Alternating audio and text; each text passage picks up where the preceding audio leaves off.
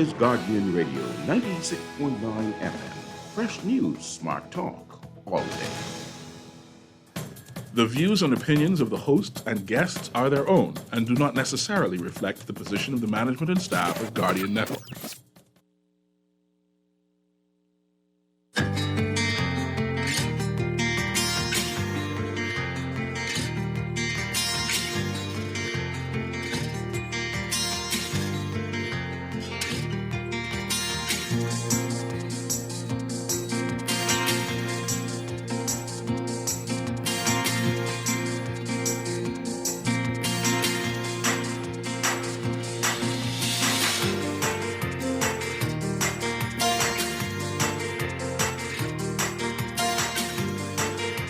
Good morning. Can we expect any surprises from BPL this summer? The Works Minister speaks. $29 million for the new Gladstone Road. And June is Men's Health Month. We're talking with Dr. Pinto about what you need to keep in mind. It's all straight ahead this morning. I'm Dwight Strachan, and this is Morning Blend. It's a new day. Wake up, it's a new day. It's the start of a new way. You know that it's here. It's the start of the end of the old way. Wake up, it's a new day. Wake up, it's a new day.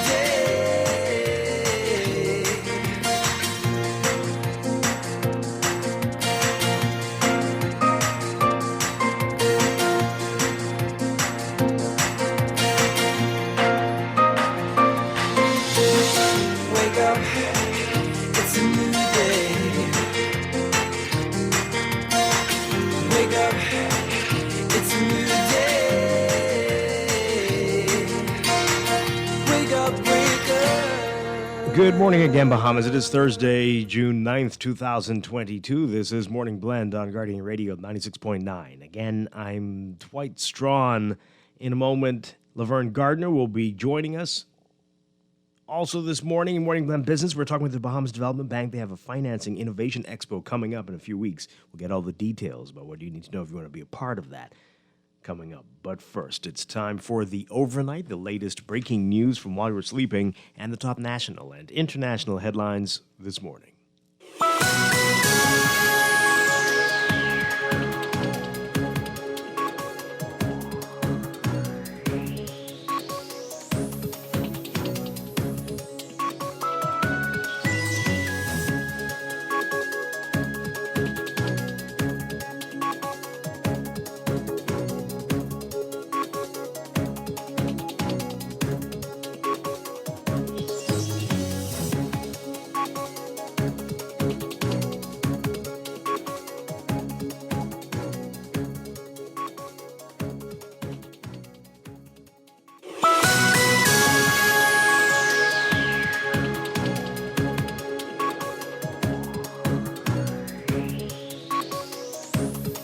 In the overnight, pointing to the severe economic fallout from more destructive hurricanes, Prime Minister Philip Davis telling world leaders that the Bahamas is balancing making progress with paying off debt. Davis says that while multilateral banks look to provide loans in the aftermath of severe storms, climate financing needs to be more than disaster response and recovery. He was addressing the CEO Summit Americas Conference in Los Angeles, California. He said, quote, more consistent climate financing at lower rates would support the ability of all Caribbean nations to sustainably develop. He claimed that more than half of the Bahamas' debt is related to hurricanes. He said, quote, we find ourselves without resources to sufficiently adapt our infrastructure to the changing climate or to transition as quickly as we'd like to renewable energy. The recovery time between severe weather events and external shocks is decreasing, while the financial gaps are increasing. We find ourselves balancing the need to make progress on the sustainable development front with paying off debt and investing in our people. Now, last week, Prime Minister Davis said since 2015, the Bahamas has suffered more than $4.2 billion in damage and losses due to hurricanes. Government debt is projected to reach $11 billion this fiscal year, which ends June 30th. The government will spend an estimated $29 million for the 2-year reconfiguration of Gladstone Road. That's according to Works and Utilities Minister Alfred Sears, who was speaking during the budget debate yesterday. He says it'll be a dual carriageway and we'll be able to avoid bottlenecks for traveling from Carmichael to the northern coast of New Providence. He says it's a major project estimated to cost about $29 million and will take 2 years to complete.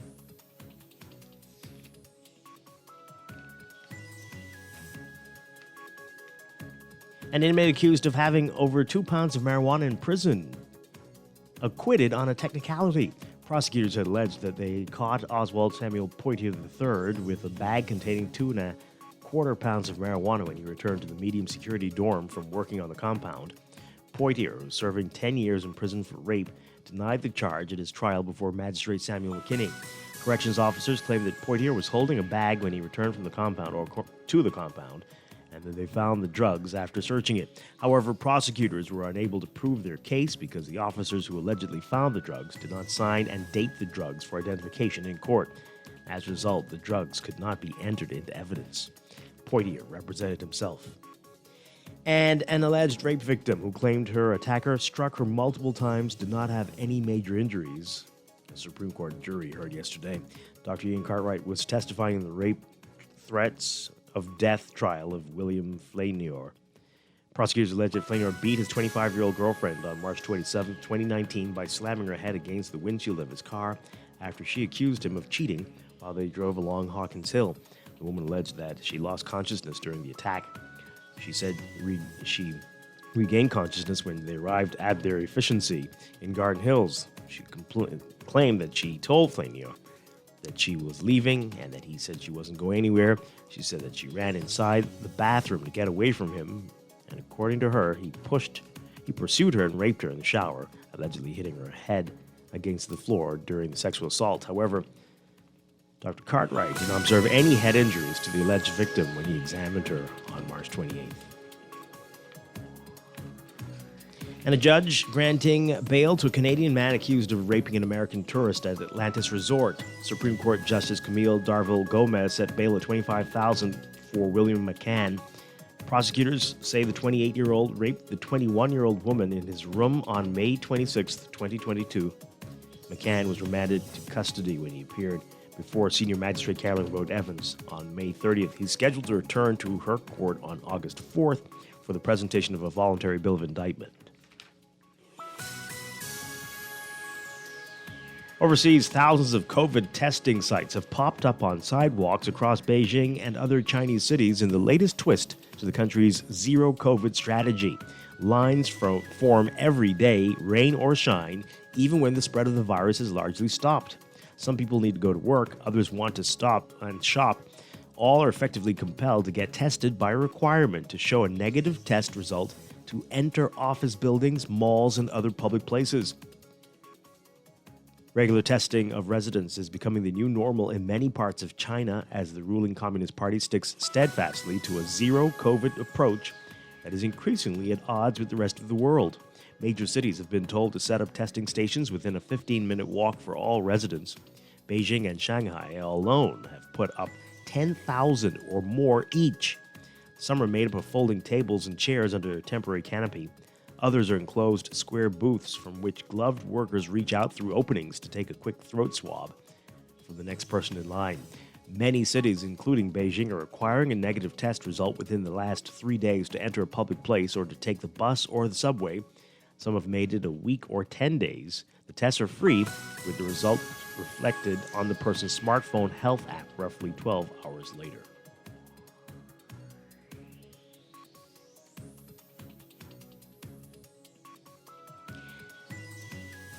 And the UN's nuclear watchdog says that Iran plans to install 2 new cascades of advanced centrifuges that will allow Tehran to rapidly enrich more uranium. It's the latest escalation in the standoff over the country's atomic program. The decision to add the 2 IR-6 centrifuges cascades at its underground Natanz nuclear facility comes as countries at an International Atomic Energy Agency meeting in Vienna voted Wednesday night to censure Iran. The rebuke deals with what the watchdog refers to as Iran's failure to provide credible information over man-made nuclear material found in 3 undeclared sites in the country. But even before the vote, Iran shut off 2 devices that the IAEA uses to monitor enrichment at the site. Iranian officials also threatened to take more steps amid a years-long crisis that threatens to widen into further attacks.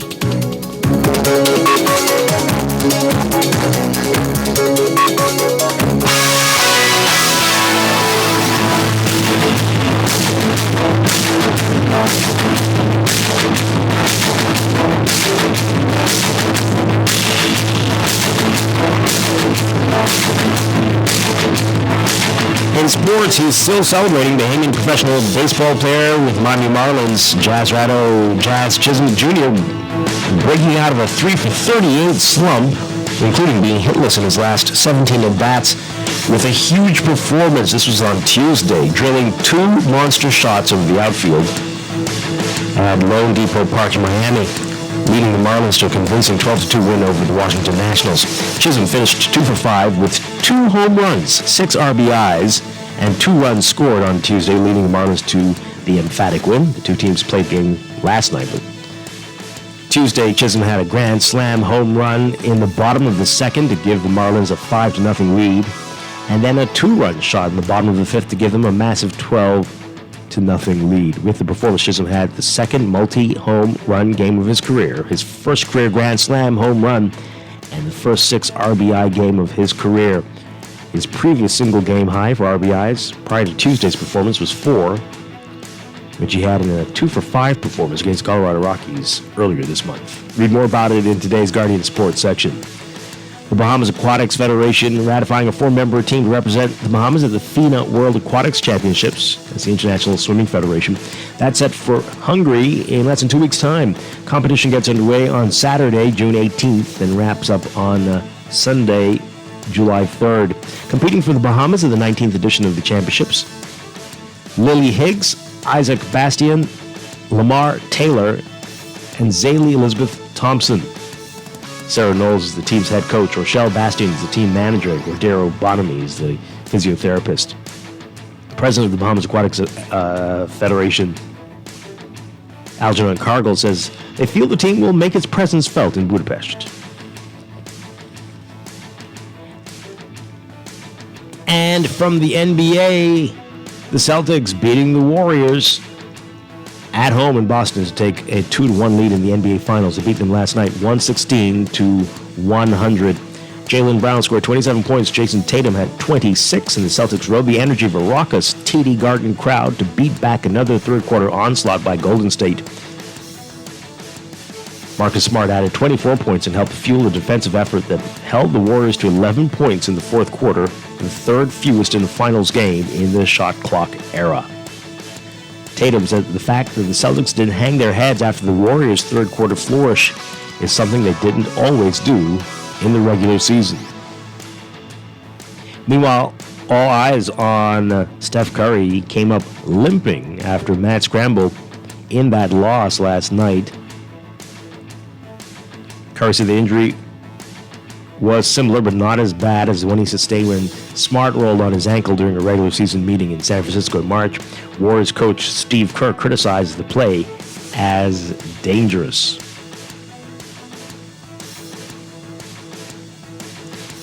Curry, though, says that whatever it was wasn't bad enough to keep him away from Game 4, which is set for Friday night. That's sports, and that's the overnight. Time for your first look at weather.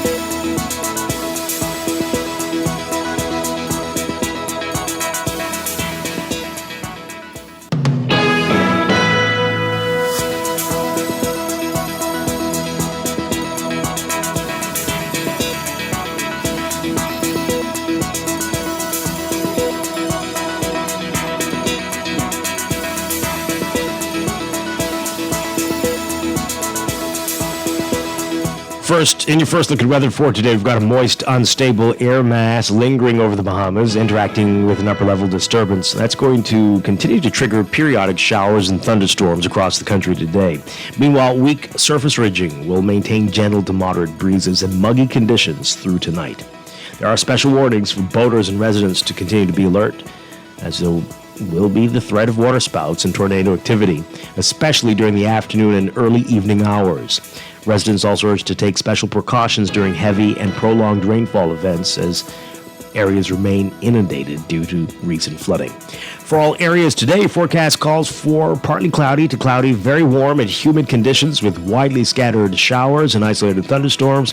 Expected general improvement in conditions by sunset today, with a few lingering showers and thunderstorms mainly over portions of the northwest and central Bahamas tonight. Showers may be locally heavy and thunderstorms strong to severe at times, especially during the afternoon hours. Boaters should expect gusty winds and higher seas in or near showers and thunderstorms. Winds south to southwest at 10 knots or less in the northwest Bahamas, shifting east to southeast at 10 to 15 knots, occasionally falling light and variable at times in the central and southeastern islands. Seas 1 to 3 feet near shore, but building slightly higher in light northeasterly swells.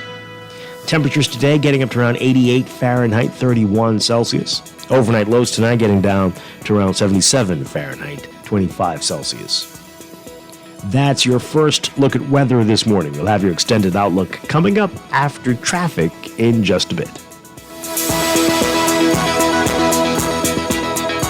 Wake up, it's a new day. Wake up, it's a new day.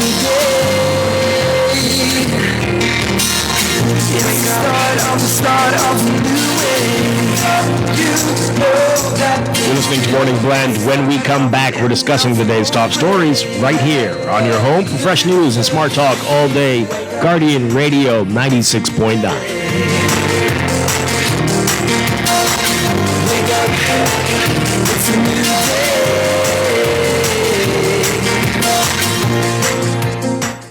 Around the world, Cleveland Clinic is recognized as a leader in healthcare. Our team of experts relentlessly pursues the best for our patients. From groundbreaking cancer research to state-of-the-art heart surgery, life-saving innovations happen here every day. When it's time to travel for your health, it's time to travel to Cleveland Clinic. Your destination for care. For every care in the world. To learn more, visit clevelandclinic.org/Caribbean.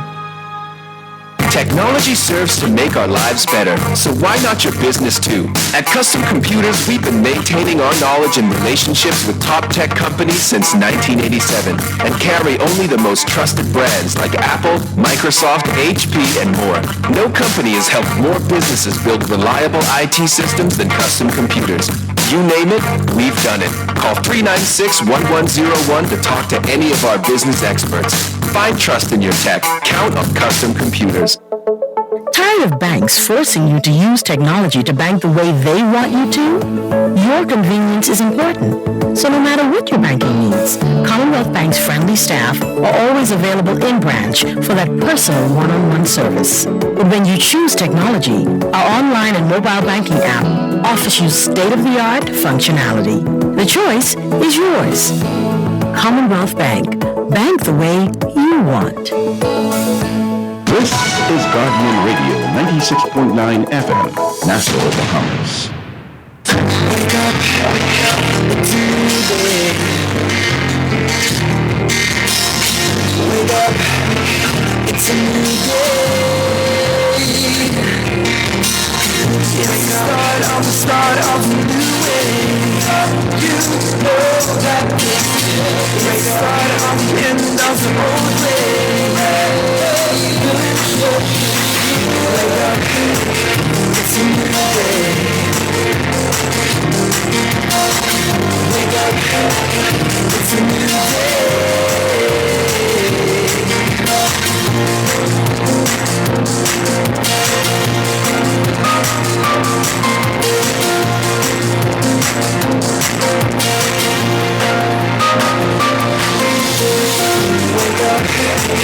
it's a new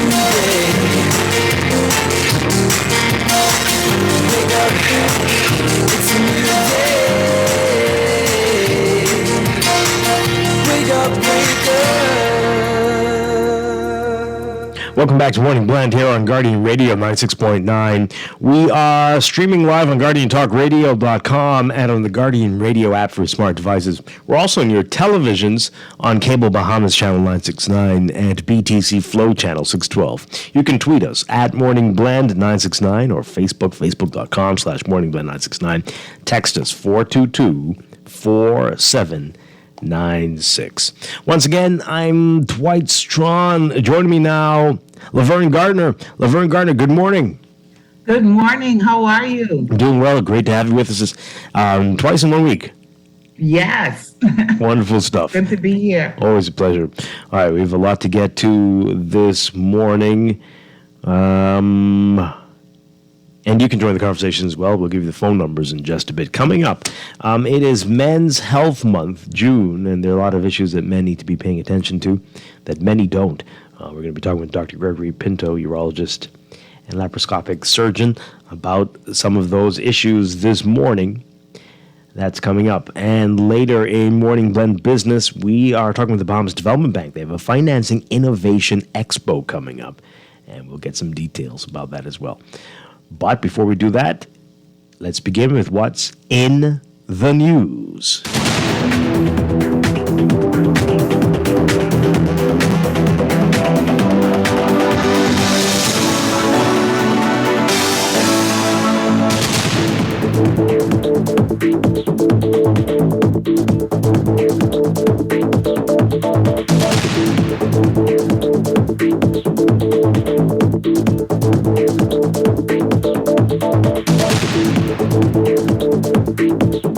And in the news, we're waiting some details on an overnight development in Baintown. Apparently, a shooting overnight has left a man dead, and we're told several people might have been shot. Mm-hmm. Several people. So, all right. As soon as we get those details, you'll have them hopefully by our 8 o'clock news break, news update. So, right, Laverne, here we go again. Yeah, absolutely. I'm sitting here thinking the same thing. Mm-hmm. Yeah. So, all right, and also in the NASA Guardian today, survivors speak. Some of the folks who were on that plane that crashed in Long Island over the holiday weekend, more of them are speaking about their ordeal. We definitely want to pick up today's NASA Guardian to read more about that. All right.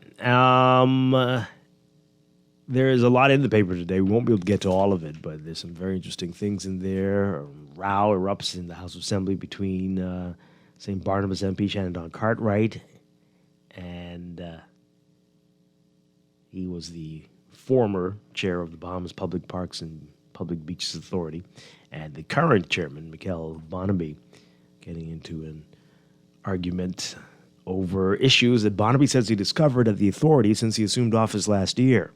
Cartwright, the former executive chair of the authority, has come under fire after it was revealed late last year that the authority consecutively overspent its budget by millions of dollars and issued a rash of contracts ahead of the 2021 election.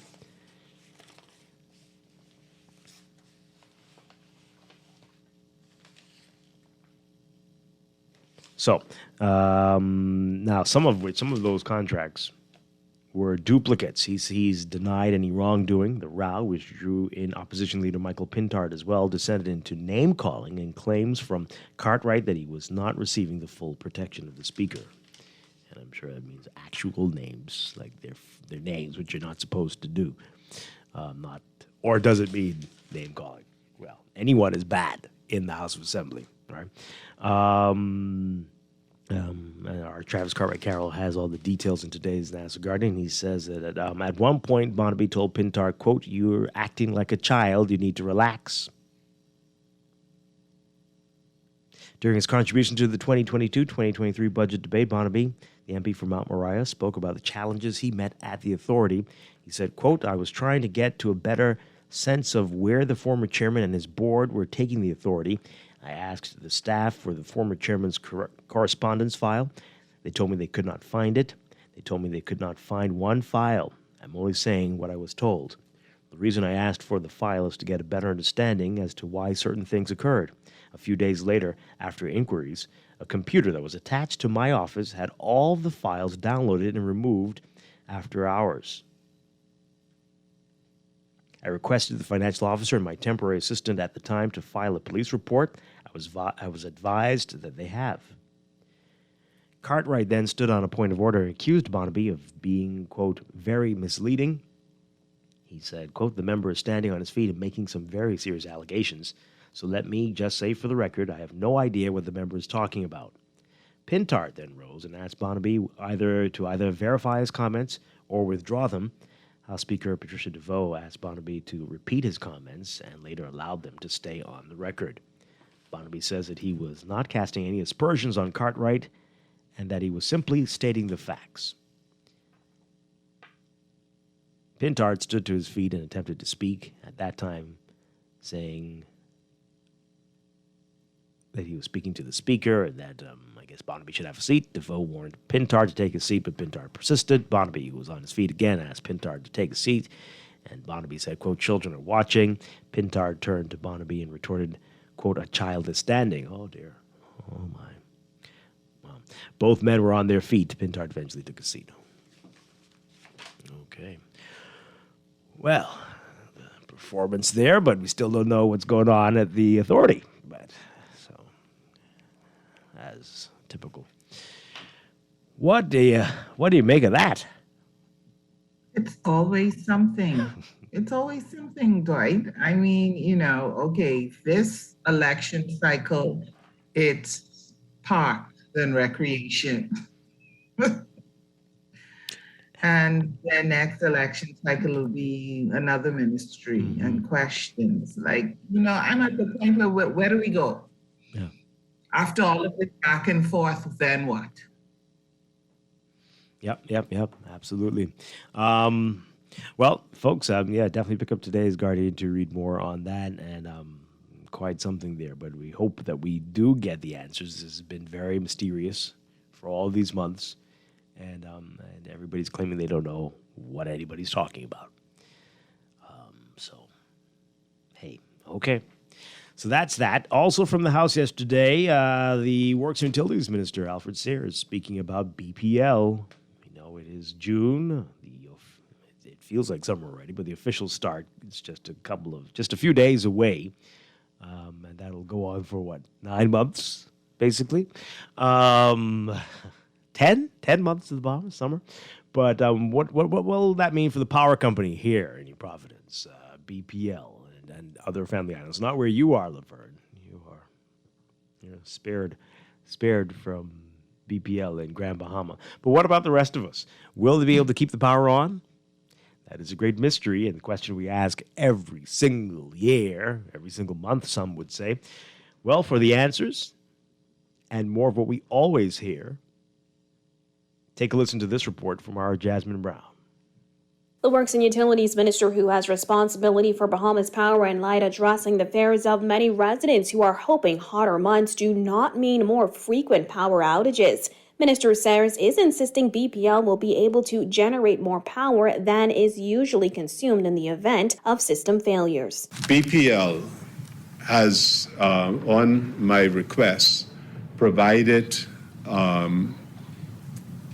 contingency plan for the summer, because we don't have the summer come, which is a peak consumption period. And as minister, when the reporter asks me, well, what's the plan? We have to have a plan, and I requested a plan for the peak period of the summer. Frequent power outages have become a norm during the summer months on New Providence, as high temperatures typically pose a greater strain for BPL's power generation. Sayers says BPL will once again rely on rentals to achieve its power generation goals. We will consume up to 260 megawatts.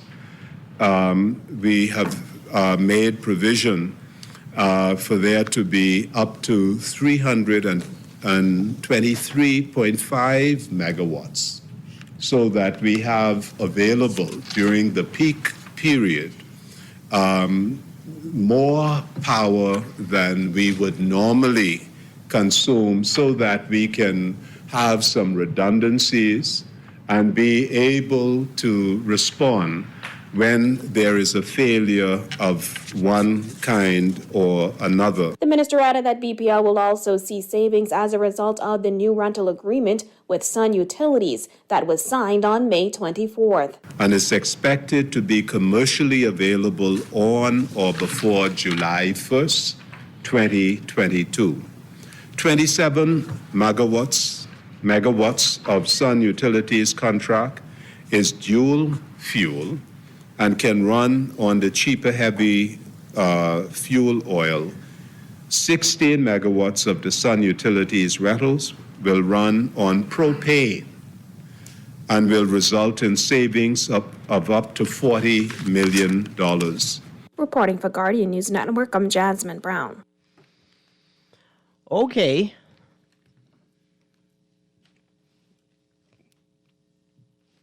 You don't sound excited. You know, I'm trying to figure out, if I were the Minister of Works, would I speak about BPL at all? I would let them deal with that. I have a press conference, but this is ridiculous. Every year we hear this from the minister, whoever it is. Every year. So you mean you're not excited, Dwight? No, what? Talk to me in November. And then you can't talk to me in November, because then we will be hearing stupidness about how, the extra people with the turn on the Christmas trees at Christmas puts a burden on the, it's always something. It's always something. And, but we'll believe it when we see it. We will believe it when we see it. We know that some people have already had issues over the past few months, maybe not in the last month, but definitely before May. Some areas were going off frequently, consistently frequently. We are still here. We're still renting. What was all that we did over the past 5 years? I don't understand what's going on.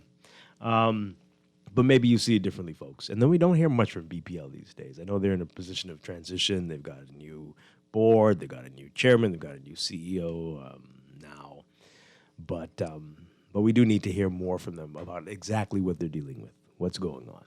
But what's your perspective on it? Do you feel comfortable? You feel good about it? You believe this? I mean, I'm sure that's what he's told, the minister, and that's what he has to believe. But we hear this every single year. There will be no load shedding, at least. But then there's always something else. Oh, that wasn't load shedding. We just had a problem. There was a fault at this site. There was a fault there, and that caused the island-wide blackout that caused all the polls to whatever. 323-6232, 325-4316, 325-4259. Tweet us, Facebook us, text us, 422-4796. You convinced that this is the year when we finally get it together, or what? Let's hear from you. 422-4796. You can text us about that. It's like you have no faith. Yeah, no, not one drop. Not one drop. So let me ask you, there, Grand Bahama Power Company, do you all have issues like this? I mean, have you ever heard, do you know the words load shedding? Has that ever happened there? Only if there was a serious issue and for a short window of time. Mm-hmm. So we consistently have power. We noticed after the hurricane, though, the power would go off, like if there was heavy rains in certain areas. But I can't say that has happened recently. Well, not in my area, not that I know of. So, no. Mm-hmm. Okay. During the summer, we don't get concerned about load shedding. Well, must be nice. But again, they're saying that's not our issue. That's not the issue. It's just faults. Maybe this lots year of faults. It will be different. Yeah, man. Yeah. Oh, wow. Let's see You're what not this. convincing at all. Well, again, it may not be load shedding, but it's always a fault, always something, and we're told that is to be expected. Man-made things. All right, caller, what do you say? Good morning. You're on the Morning, air. man. How you doing? Doing well. Wonderful, wonderful, man. I am kind of used to this every year, and as a voter, I'm really evaluating which one could tell me a better story, because the same thing actually comes out, every summer, But hopefully this new day government, I'm expecting some production, man. This talk and talk stuff. I'm a bit tired of it. All right, but back to the first thing that you were talking about what happened in the House of Assembly yesterday. Yeah. Apparently, it seems as if whenever you ask for accountability and transparency from the former administration, there's always a row, some conflict, and then something that how in the world could a computer, the context of a computer could be taken in the dark of night. And then when you ask about it, it's like, you're insulting me. I cannot be defended by the speaker and all this type of stuff. Come on, man. That last term was not no great term for any opposition MP. Okay, so what you're trying to pull on us as our MP, because I voted in St. Barnabas and you're my MP and I expect better out of you. Okay, all we need is accountability and answers, and stop playing like a child. Somebody hit you and you got to hit them back. Okay? Thanks for letting me share, Okay, man. all right. Thank you very much. Appreciate it. I think that's particular, from what I've observed. I think this happens, like I said, every time there's a new government. There are accusations or questions, and then there's someone who's jumping up to defend themselves or what they feel is an attack on themselves. And it's nothing new. Yeah. All right. More on BPL. So you might have heard a little bit of that in that report there, but in the business section today, again, the rental generation for summer demand. Well, what are we into anyway? Works Minister Sayers saying the government has secured an additional 83 megawatts of power generation to support the demand on the peak summer months. Normally during the hot summer months, up to 260 megawatts of electricity is distributed by BPL, but Bahamians have become accustomed to frequent power outages and load shedding because of higher demand during the summer. But however, the corporation, the company, has claimed that load shedding has been reduced in recent years, but the outages have not. That's me saying that. Sayers says that with the acquisition of the rental generators from Agreco and Sun Utilities, there should be more than enough power generation to sustain the period. He says they've made provision for there to be up to 325 megawatts, so that they'll have this available during the peak period, more power than we normally consume, and that there will be some redundancies in case there is a failure. Okay. Are you convinced? Caller, good morning. You're on the air. Godly day. This is Strachan. Hi, good morning. We need justice, Lord, in this country. Dwight, I am, it makes me chill when I hear the talk, because it reminds me that, every year when the summer comes, before the summer you would hear this beautiful talk from the politicians, right? It makes us believe that we're not going to have any problem when it comes to our light, our current, and stuff like that, right? But then when the summer comes, the thing is, you're unable to come in your house because of the heat, But something, I got to the place right now that black people cannot lead us. Okay, They're not doing good for us. we're going to cut you off there because it's foolishness. But okay. Oh, boy. Yeah, let's stick to the text line, I guess. This person says here, BPL's done it again. Some promises, same promises every year. Seeing is believing. Yeah, we believe when we see it. And I don't know if we'll see it. It may be too dark to see, but we'll see.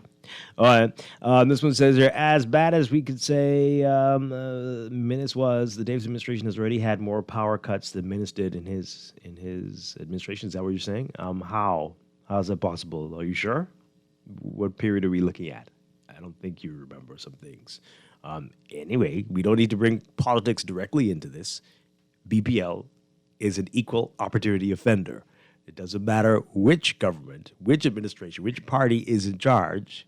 Our lives are hellish. Our appliances and electronics are destroyed all the time. So come on now, let's for once get out of the politics. For goodness sake, it's okay. This one says here, can you advise who owns Sun Utilities, seeing that the contract for rental supplies was signed in May? I can't. We can try to find out. They've got lots of things to answer for. Was it signed in May? That is your homework, Dwight. Okay. Don't have that We due. expect by Friday you will have the answer. It was awarded on May 24th, expected to be commercially available on or before July 1st. Yeah. And the Greco rental contract already exists. We will look into it. We'll look into it. We'll see. Interesting.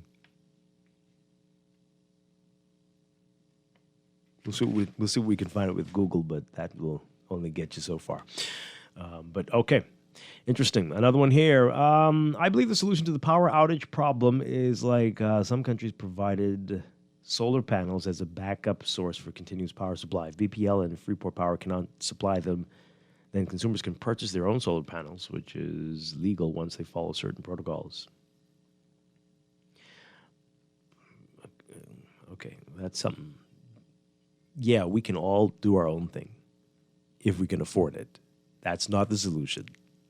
The company still is challenged, right? If we cannot rely on the company to provide electricity and we have to go and do our own thing, the company's failed. So yeah, that is a solution, absolutely. It doesn't help them though. I mean, well, there are fewer people to provide power for. Well, then okay, sure. Now we heard recently that they're going to build a solar field somewhere, even though years ago we were told that wasn't. The previous administration told us that wasn't an option for New Providence, but now we're hearing. Why wasn't it an option? They were talking about space and how. We tend to find space for what we want to find space for, right? That is absolutely the truth. Okay. Yeah. So that may help if they go forward with that. But we will see. We'll see.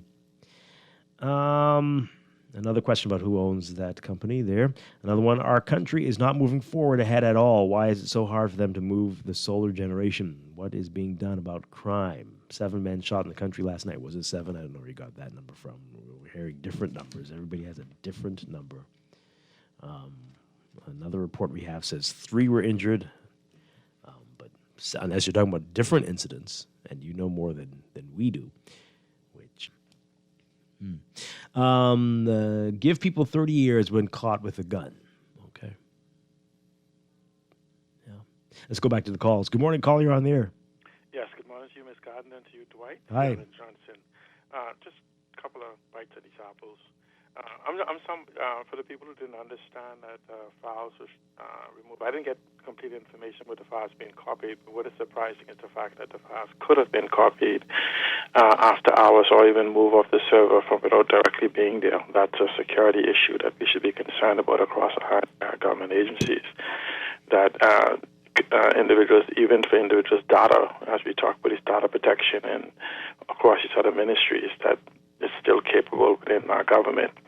But, for this whole technological advancement that we so much like to promote, the Bahamas is advancing in, it still amazes me that we're almost still 2 decades behind at the benchmark.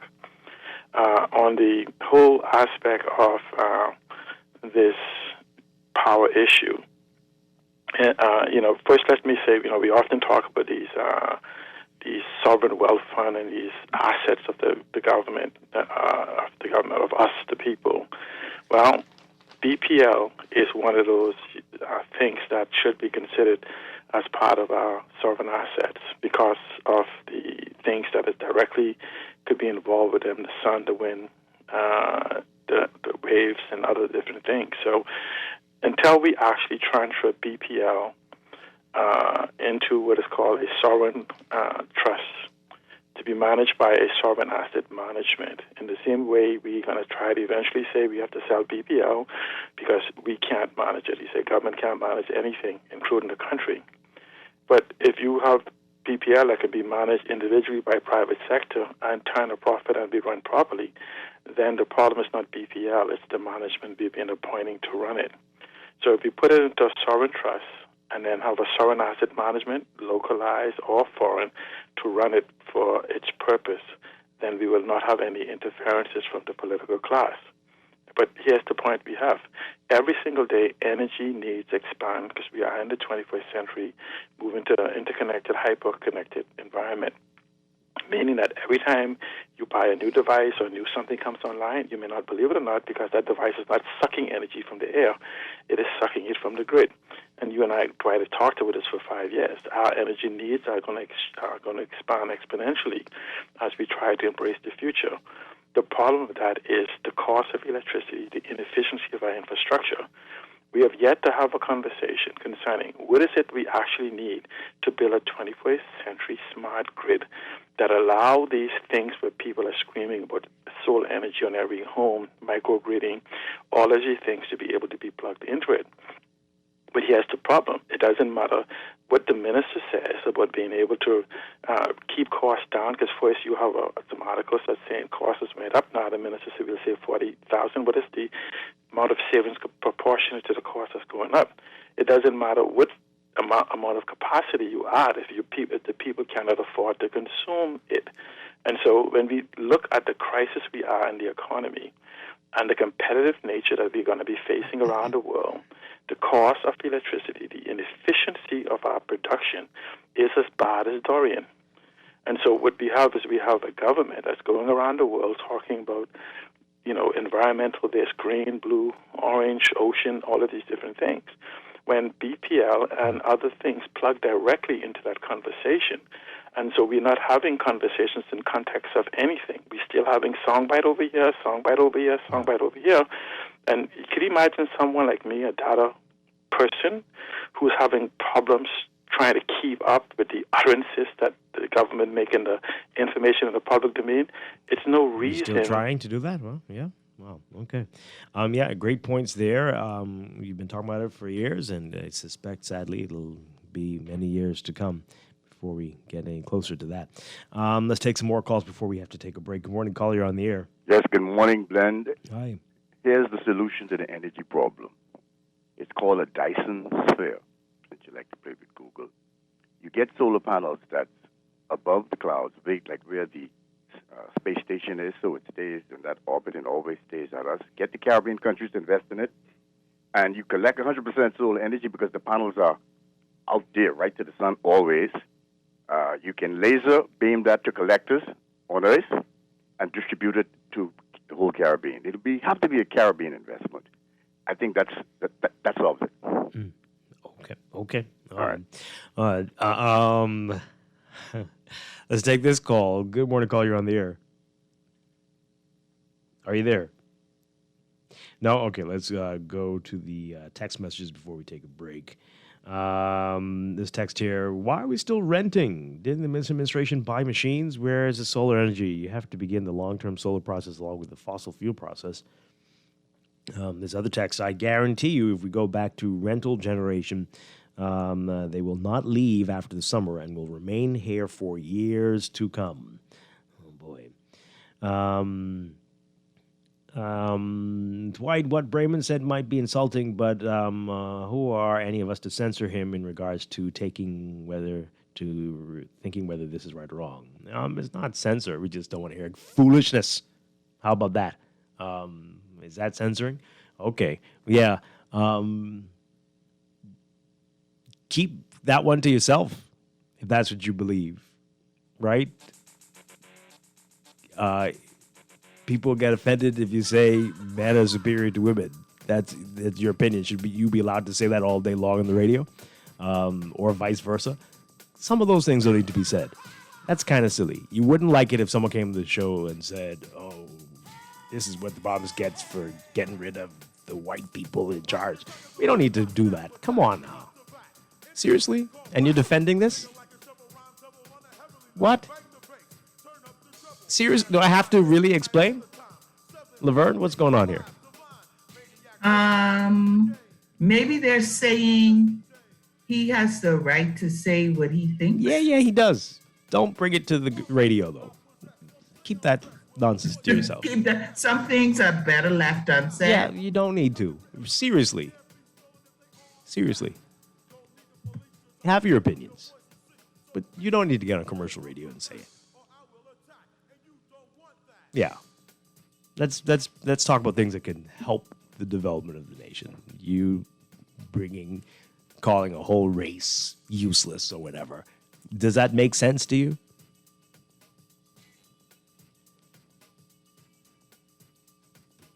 Yeah, okay.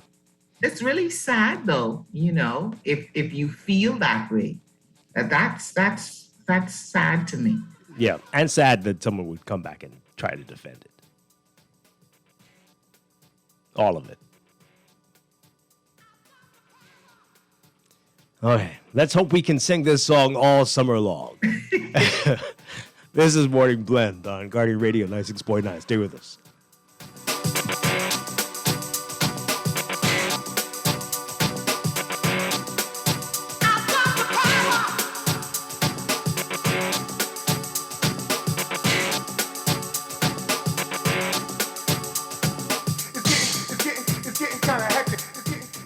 This is Guardian Radio 96.9 FM, Nassau, Bahamas.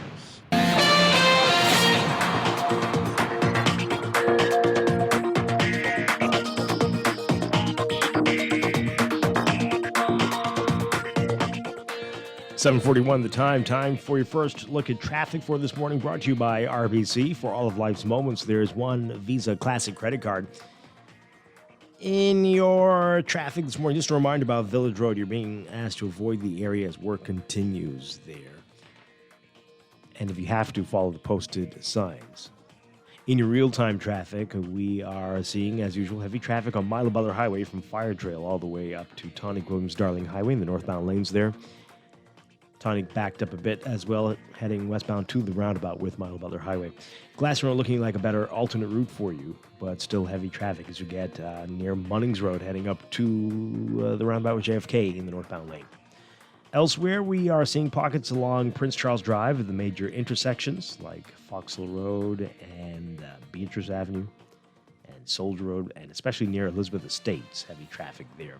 And pockets along Eastern Road westbound, but not looking so bad so far. Manageable, to say the least.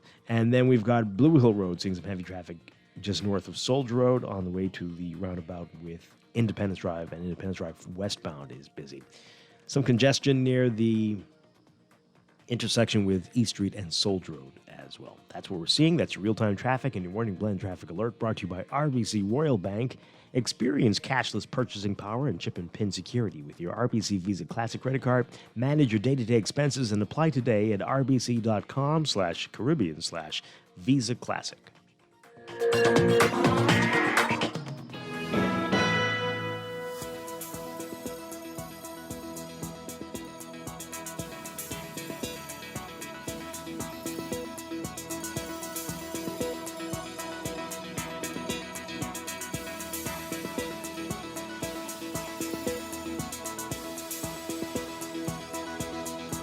And time for another check of your weather for today, brought to you by BTC. We've got a moist and unstable air mass lingering over the Bahamas, interacting with an upper-level disturbance. It will continue to trigger periodic showers and thunderstorms across the country today. Meanwhile, weak surface ridging will maintain gentle to moderate breezes and muggy conditions through tonight. For all areas today, look for partly cloudy to cloudy, very warm and humid conditions with widely scattered showers and isolated thunderstorms. Expect a general improvement in conditions by sunset, with a few lingering showers and thunderstorms mainly over portions of the northwest and central Bahamas by tonight. Showers may be locally heavy and thunderstorms strong to severe at times, especially during the afternoon hours. Temperature-wise, today we are looking at highs getting up to around 88 Fahrenheit, overnight lows tonight getting down to around 73. In your extended outlook, little change in the forecast is expected for Friday, as current conditions will persist But the combination of building high pressure and the intrusion of Saharan dust into our area will bring a temporary dry spell across southern portions of the island chain by Saturday. So for tomorrow, Friday, partly cloudy to cloudy and very warm with widely scattered showers in the afternoon, thunderstorms. Saturday, mostly sunny, hot, and humid with widely scattered showers and a few isolated thunderstorms. In the northwest and central Bahamas, partly sunny, warm, hazy, and breezy with isolated showers. In the southeast Bahamas, the tropics are quiet, tropical cyclone formation not expected during the next 5 days. That's your morning blend weather check brought to you by BTC. Are you a BTC postpaid customer? Postpaid customers get a free device when renewing any postpaid contract. Visit any BTC location to renew your postpaid contract and get your free device today.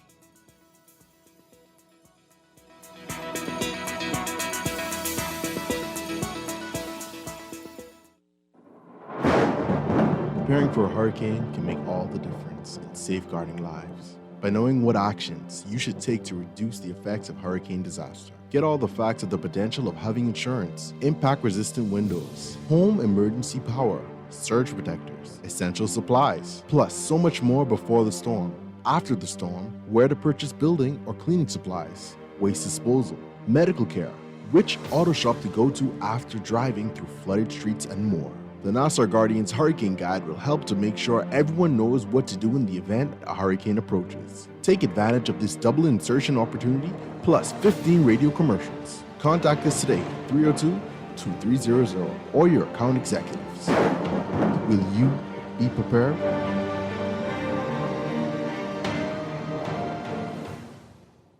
Doctors Hospital's Pharmacy introduces a new spin on prescriptions called Pick Up Now, Pay Later. That's right, you can collect your medications first and pay after. How does it work? Step 1, submit a prescription online. Step 2, select the pickup site. Step 3, collect your medication. And Step 4, pay online within 14 days. For more info, call us at 242-302-4785 or visit us at doctorshosp.com. You're always on the go.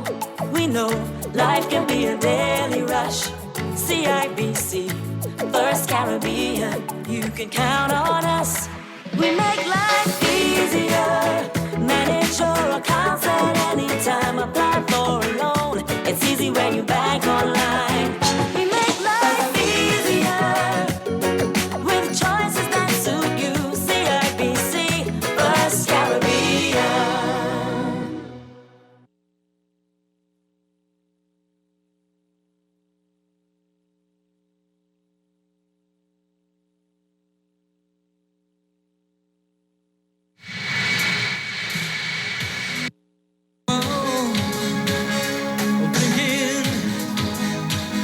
Nothing's wrong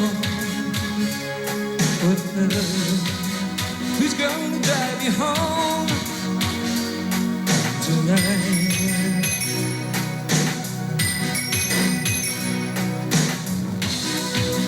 Who's gonna pick you up when you fall? We're back here with Morning Blend on Guardian Radio 96.9. Dwight Strachan with Laverne Gardner on this Thursday morning. Coming up in just a few minutes, we're going to be talking with Dr. Gregory Pinto about men's health. June is Men's Health Month, and we're going to be getting into a number of the issues that men need to be thinking about, and the people who love them need to be thinking about it too. So that's coming up in just a few. Just wanted to talk about a couple of other issues in the news, including Gladstone Road. Finally, we've been talking about this one for years, almost as many years as we've been talking about Carmichael Road. Laverne, you know where these roads are. You've been here enough to know where. Right. Okay, so let's just go with that. What? No, really? you know Carmichael Road, of course. Everybody from no. Let's just go with that. Are you serious? Grand Bahama people don't know Carmichael Road? I'm not speaking for Grand Bahama people. I'm talking about you. Started off by saying Laverne. Oh, so you don't know? Oh dear. Right. Okay. I'm speaking specifically for me. Wow. Okay. All right. What? Anyway, we'll talk about that later. We'll talk about that off air. Okay, so $29 million for the new Gladstone Road. For more on this, take a listen to this report from our Tashina Robinson. The conversion of Gladstone Road to a 4-lane highway will cost taxpayers nearly $30 million. That revelation coming from Minister of Works and Utilities Alfred Sayers today. This project is a major project estimated to cost $29 million, and the completion time will be 2 years. Gladstone, a 3-mile-long single-carriage road, is prone to traffic jams. Its redevelopment into a dual carriageway was first announced by the Minnis administration in June 2021. Then Prime Minister Dr. Hubert Minnis said the design work for the project was 60% completed. However, the price tag remained unknown until Sayers' brief update. It will be a dual carriageway, and it will avoid the bottlenecks for traveling from Carmichael Road up to our northern coast. Okay, let's get your reaction to that. There shouldn't be any complaints about this, right? Or should there be?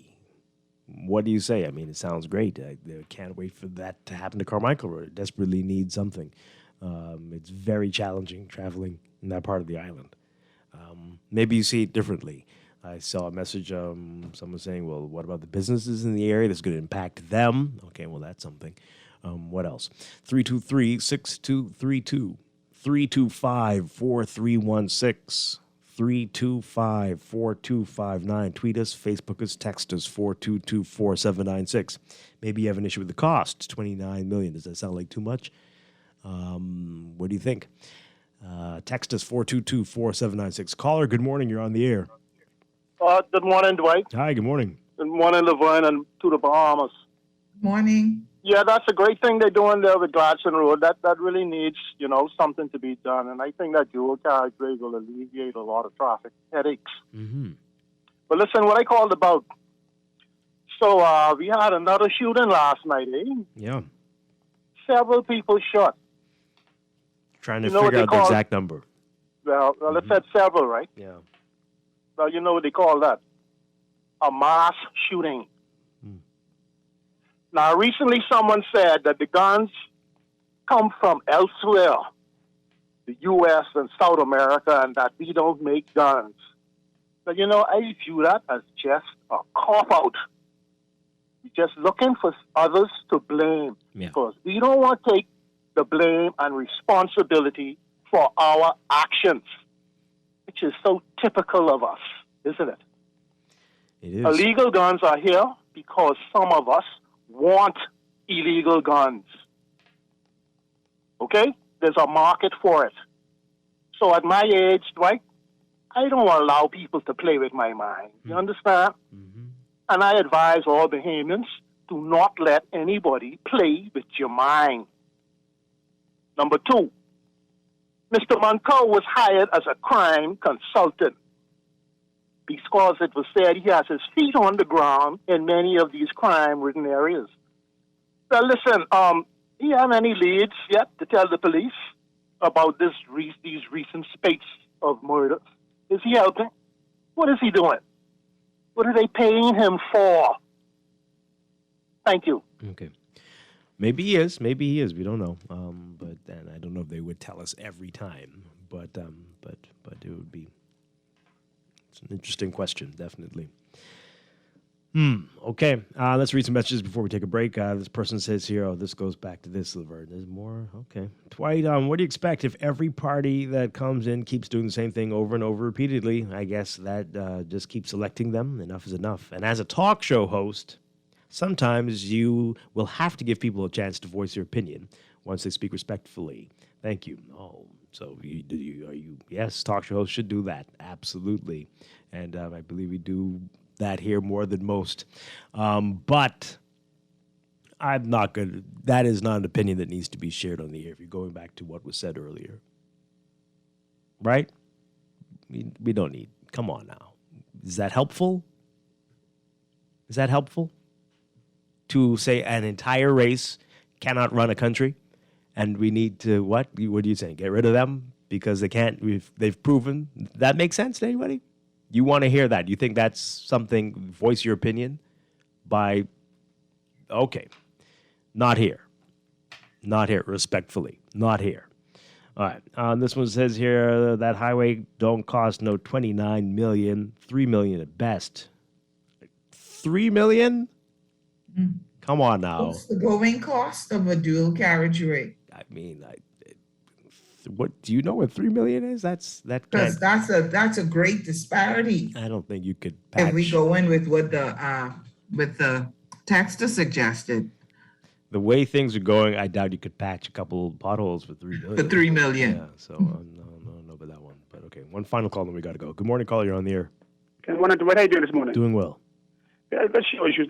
Sometimes, I feel women pain, and by you being a talk show host and stuff like that, and, you have to do what you have to do. But let me ask you a question, but this will be pertaining to BPL. I think you are the managing director of Garden. If Climate and one of those producers keep doing this, what would you do with them? Why is it going to make this like this? You would let them go, right? The names, wow. See, my thing is, in this country, you see, I don't know if you ought to be listening to me.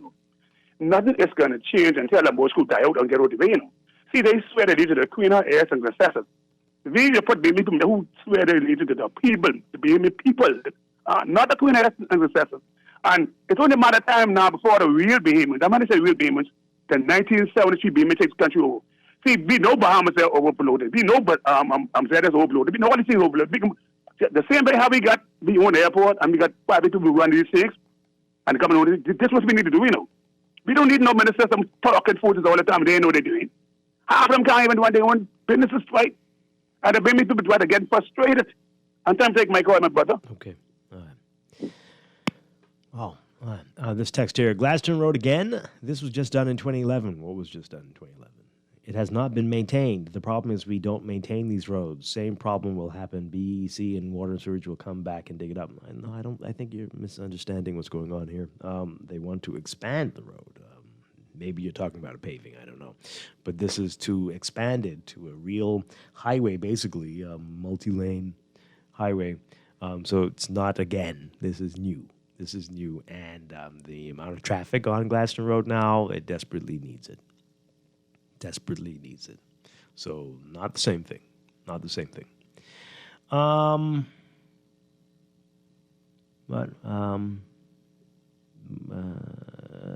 I don't know why you're texting this station about something said on a different talk show on a different station. We don't listen to that station or that show. So I don't know what he said, the host of that show said.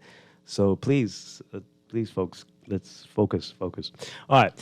We need to take a break. When we come back, we're going to get into Health Month. Yeah, I know some of you are obsessed with politics and you're like, you need to listen to this, especially if you're a man. It's Men's Health Month. We're going to get into that. Stay with us. This is Morning Blend on Guardian Radio 96.9. Pay attention to your dreams.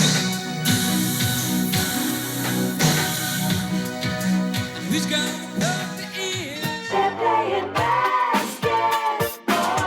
That's right, boys and girls. Get ready to play basketball at the 34th Annual Jeff Rogers Basketball Camp, July 4th through July 29th at the Kendall J. Isaacs Gym, 9 a.m. to 1 p.m. daily. So parents, get your boys and girls ages 5 through 18 registered now. Applications available at the South Bahamas Conference of Seventh-day Adventists, Tonic Williams Darling Highway, and at the registration desk at Campsite Kendall J. Isaacs Gym. Special appearances by NBA players, legends, and coaches. So get your boys and girls registered now, ages 5 through 18, for the 34th Annual Jeff Rogers Basketball Camp, July 4th through July 29th.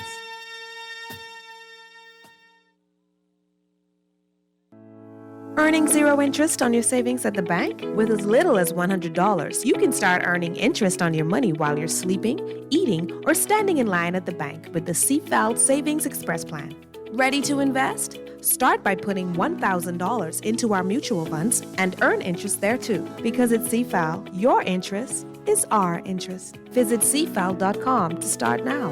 CFAL, growing wealth for future generations of Bahamas.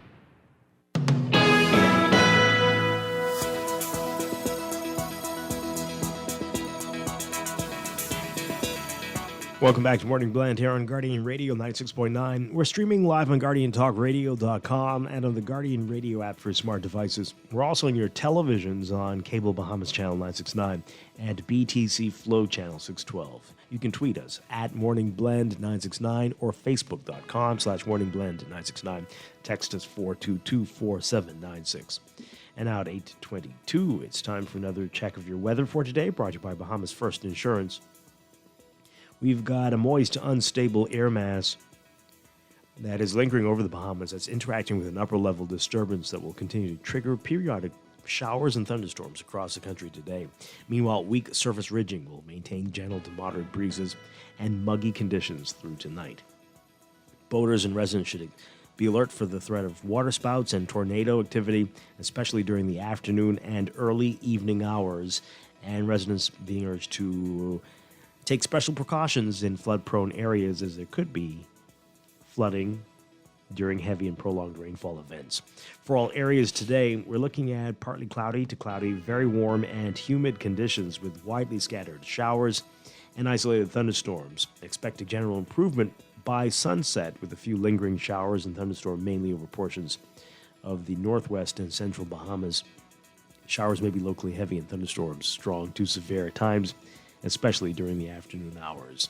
Temperatures getting up to around 88 Fahrenheit, 31 Celsius. Overnight lows tonight getting down to about 77 Fahrenheit, 25 Celsius. In your extended outlook, little change in the forecast expected for at least the next couple of days. Friday, especially we're expecting partly cloudy to cloudy and very warm conditions with widely scattered showers and thunderstorms. But heading deeper into the weekend, by Saturday, we're expecting Saharan dust to bring a bit of a dry spell, just a temporary dry spell, especially for the southern Bahamas. So for Saturday, mostly cloudy, hot, and humid with widely scattered showers and isolated thunderstorms in the northwest and central islands, but partly sunny, warm, hazy, and breezy with isolated showers and the chance of isolated thunderstorms in the southeastern islands. The tropics are quiet tropics, not expecting any tropical cyclone formation during the next 5 days. That's your Morning Blend weather check brought to you by Bahamas First Insurance, still the first and only local insurance company and agency network that lets you buy car and home insurance 100% online. Try it at bahamasfirst.com.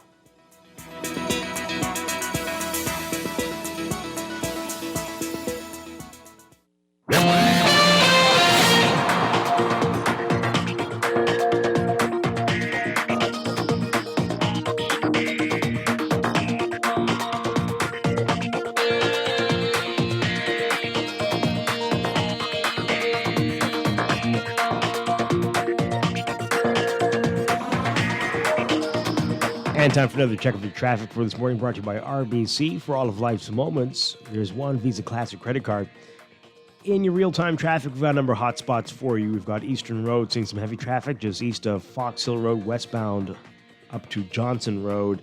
Pockets along Prince Charles Drive, especially Prince Charles near Elizabeth Estates and near Soldier Road. Then Robinson between Soldier and Old Trail, heavy traffic there. The intersection of Soldier, Bernard, Wolf, and Village looking busy for you this morning. And Blue Hill Road seeing some heavy traffic just between Soldier and Independence Drive, the roundabout, and near the junction with Carmichael and St. Vincent. And then further up as you get closer to Big Pond and Cordo Avenue, and then the intersection with Wolf Road. So a number of spots along Bernard Road. Independence Drive is backed up. Westbound, heavy traffic heading toward Blue Hill Road. And the East Street Soldier Road intersection looking congested for you. East Street seeing some heavy traffic from the Zion Boulevard intersection all the way up to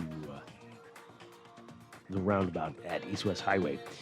Milo Butler Highway also heavy traffic from well south of Fire Trail northbound to Tawny Glooms Darling Highway. Again, Gladstone Road looking like a better alternate route for you.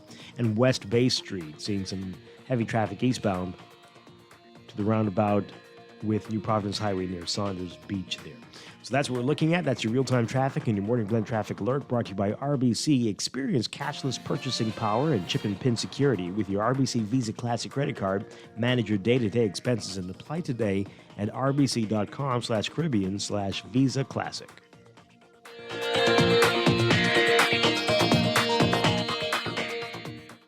This is Guardian Radio, your station for up-to-the-minute news, intelligent, interactive, and engaging conversation. 96.9 FM.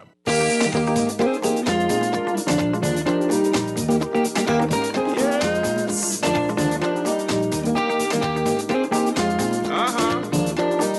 All right. Here we go now. When I was a little boy running around the yard, I used to hear the older men talking by the bar. They talk about the things. We're back here with Morning Blend on Guardian Radio 96.9. Dwight Strachan along with Laverne Gardner. And this morning, as we've been telling you, it is Men's Health Month, all month long, June. And this morning, we're going to be talking about men's health. Boys, men, everybody. With Dr. Gregory Pinto, urologist and laparoscopic surgeon. Always a pleasure to have you with us, Dr. Pinto. Good morning, Dwight, Laverne, and the nation. It's my pleasure to be here. All right, so we were talking about this off air, and I asked you about it, and we were this morning, as we are almost every other day, it seems, greeted with news of another fatal shooting. One man dead, and it seems 3 others injured. And we're talking about this. This is a major cause of death. It's a major health issue for men in the Bahamas, isn't it? Gun violence? Certainly. For younger men, 18 to 35, it's a leading cause of death. When we talk about men's health, I think you did mention it, we're talking about boys. We're talking of all ages. We're talking from infants all the way to the elderly. And not just physical health. We want to stress emotional, psychological, mental well-being. We want to take a holistic approach. We need to talk about to the young men, even before they become young men, boys, about emotional well-being, about conflict resolution, about anger management, dealing with their emotions. I mean, we look at how many hundreds of men are in Fox Hill Prison now, or unfortunately in the cemetery, because in a certain moment they did something they regret. In a moment of anger that they couldn't deal with their emotions, they did something that changed their life forever and changed not just their life, their family's life. We're changing the nation, unfortunately, negatively, by not dealing with the fact that many men cannot deal with their emotions. They have anger management issues. That's part of a holistic approach to health. We need to be able to let them realize that if you need to seek help, there should be no stigma attached to it. If you have emotional issues, there's so many traumas that we're dealing with. We're coming out of the pandemic slowly but surely. But that in itself, in terms of economic strife, difficulties, in terms of Hurricane Dorian in September 2019. As a nation, we're dealing with post-traumatic stress disorder. Absolutely. And we're not speaking about it. We're not offering enough help for particularly men. Men are notoriously not going to seek help.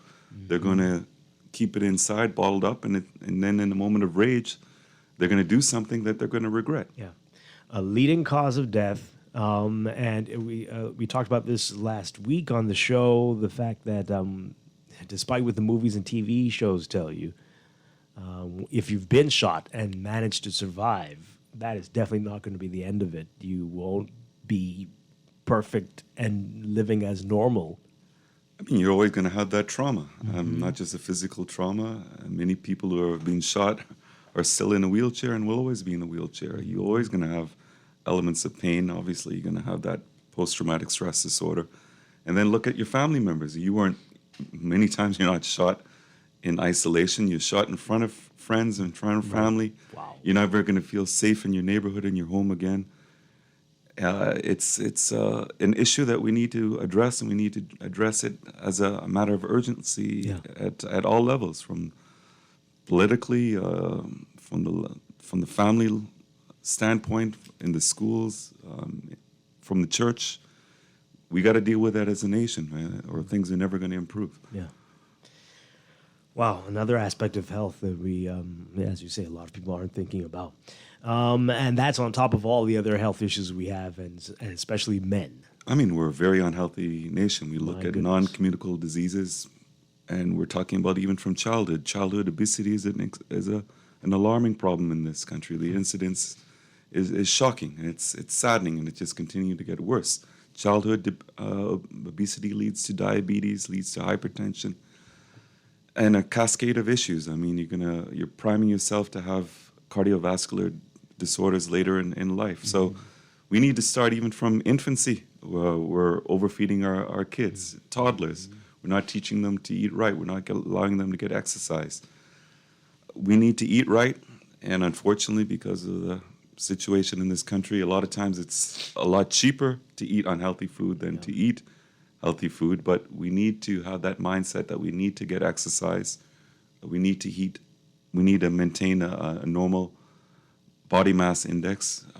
We need to counter obesity from even infancy, from the time when you're a young boy, before you get into adulthood. It's one thing to face adult obesity, the issues of diabetes. We have one of the highest incidents of diabetes, not just in the world, definitely in the Caribbean. At least 1 in 7 men and women are either pre-diabetic or diabetic in this country. Yeah. And diabetes affects every organ of the body. For men, we always talk about, obviously for many Bahamian men, the most important organ in their body is their male organ. And the first thing that uncontrolled diabetes, hypertension, hypercholesterolemia, early signs of heart disease, in terms of blockage of arteries, what is the first artery that's going to be obstructed? It's going to be the smaller arteries. What are the small arteries? Those are the ones that are going to go and provide blood supply to your male members. So when you're having erectile dysfunction, that's another taboo topic that a lot of men just suffer in silence, when almost every man at some point is going to experience it. It's usually an early warning sign of early heart disease, cardiovascular disease, diabetes, hypertension. It gives you an idea of how healthy you are. So I've hundreds of men in a given month. I'll through the public and private system diagnose them for the first time with hypertension, hypercholesterolemia, early signs of cardiovascular disease. We can get you to get back on track, prevent you from getting on dialysis, prevent you from losing your eyesight, preventing you from getting a stroke 10 years down the road or having a heart attack 15 years down the road. Erectile dysfunction, in many times, is an early warning sign of something more sinister Are these going men on. only coming to you because of that? For the most part, For the yes. most part, oh boy. But they've already suffered probably 3, 4, 5 years Yikes. trying to treat themselves, many times with unregulated sexual enhancement. But it reaches a point where even that frustration has got them to come and seek a medical consult for the first time. So they're coming in their because life. of erectile dysfunction, but then you discover they have hypertension or diabetes. Exactly. Or something much more serious. Exactly. So the failings in terms of their male member would be one of the early warning signs of something else going on. But by that time, many times they have renal impairment. They're on the way to kidney failure. They have issues with their eyesight. They've done untold harm to other organs in their body. But if we can get them to, we have a very comprehensive NHI program. It's very successful. You can get annual physicals. You can go and see a primary care provider, a family practitioner, an internist, several times a year, where you don't have to pay for anything. You don't have to pay for medications. You can get your bloods done that you need to get done routinely. There's no excuse that economics is a problem for you. You need to make the time to look after yourself. If it's not just for you, it's for your loved ones, it's for your wife, it's for your grandkids, it's for your children. You need to become a burden to them because of issues where you've all of a sudden developed kidney failure, because you have profound heart disease, you have congestive cardiac failure, you can no longer work. So one day you're the primary care provider, the next you're a burden to your family. My goodness. We talk about gun violence. We talk about how many lives we can save if we can stop gun violence. As a urologist, prostate cancer is killing over 100 men in this country every single year. Wow. If we can pick up prostate cancer, and we have so many tools to do that, minimally invasively, and I'll mention the elephant in the room. I'm not talking about the dreaded, embarrassing digital rectal exam. I mentioned it many times. You look at the American Urology Association, it says in its protocols sent out to all urologists that for primary screening of prostate cancer, you don't have any benefit in doing the digital rectal exam. In fact, there are men here who, in this country who would rather die than get the digital rectal exam. So Crazy. they're never going to look at the potential for getting prostate cancer surveillance. And we have all the risk factors for prostate cancer. Advancing age is the number one risk factor for prostate cancer. Being of African ancestry is a risk factor. If you are obese, you'll be at greater risk of having a more advanced or aggressive form of prostate cancer. So even breast cancer-related gene, if you have BRCA gene 1 or BRCA gene 2, and men can get that, you have a greater incidence of and likelihood of getting prostate cancer. So And if you have a family member who if you have a family member who's had skin cancer, pancreatic cancer, breast cancer, and men can also get breast cancer. If you have BRCA gene passed down from one generation to the next, it runs in your family, you're at greater risk of getting prostate cancer. So if we can pick up prostate cancer, we can cure you. In fact, we can pick up prostate cancers so early now. Without the digital rectal exam, we have blood tests, we have urine RNA tests that can give you an idea that you're going to get prostate cancer with a high likelihood within the next 2 years, within the next 5 years, when it's clinically insignificant, where we can actively surveil you for many years before we need to cure you. You don't even necessarily need surgery to cure you. Even if you do request surgery, we can do it minimally invasively. You can be out of hospital the very next day.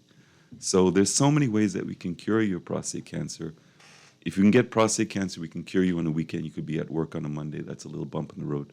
You don't need to be dying unnecessarily a painful death for 6, 7, 8, 10 years because you don't want to get prostate cancer surveillance, which should start every year from the age of 40. Yeah. Are you seeing young men as well in their 40s and 50s, or is it mainly older men? Well, the average age you're going to get prostate cancer, as I said, advancing age is a risk factor, is usually about 67, 68.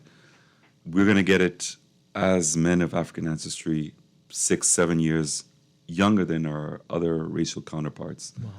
But if it runs in your family, if you have BRCA gene positive, you can get it at 35. It's not very common, but it can happen. Yes, so I do see men in their 40s, but per se, the majority of men are going to be 55 or older who are going to get prostate cancer. But the tragedy is we're seeing too many men that we cannot offer them a cure. All we're doing is offer them palliative care because it's advanced, it's gone beyond the confines of the prostate itself. And it's not, a lot of men have this, they'll speak about, when it's my time, it's my time. Right. That's a selfish way of looking at it. First of all, you're burdening the overwhelmed healthcare system already. You're going to overwhelm your family emotionally, financially, with caring for you. When we can pick up these particularly non-communicable diseases, how many times would you see someone with hypertension not taking their meds? Or they claim they're not claiming diabetes for themselves when they're a diabetic. Yes, you can change your diet, you can lose weight. That's going to make it it'll make it easier to control these non-communicable diseases, but it doesn't mean that you don't. If you have essential hypertension, if you have diabetes, you got to take your medication. You're living, that's what they call hypertension, the silent killer. Many signs are not going to be making themselves apparent until it's too late. And in many cases for men, erectile dysfunction is one of the early signs of uncontrolled hypertension. So So are you... Dr. Pinto? Yes. Sorry, Laverne? right. Yeah. How do we get the message out? How do we normalize men going to the doctor? Making it a part of the normal routine to get that yearly checkup. Well, I think it starts with speaking not just to the men. Obviously, you want to speak to the ones who love them, because in many cases, even in my own practice, it's the grandkids, it's the the wife who dragged the man to get a consult by me or anybody else. But I think the one thing for as a urologist, we want to talk about the dreaded DRE. They're never going to come and see me or any other urologist because they're afraid of the embarrassing digital rectal exam.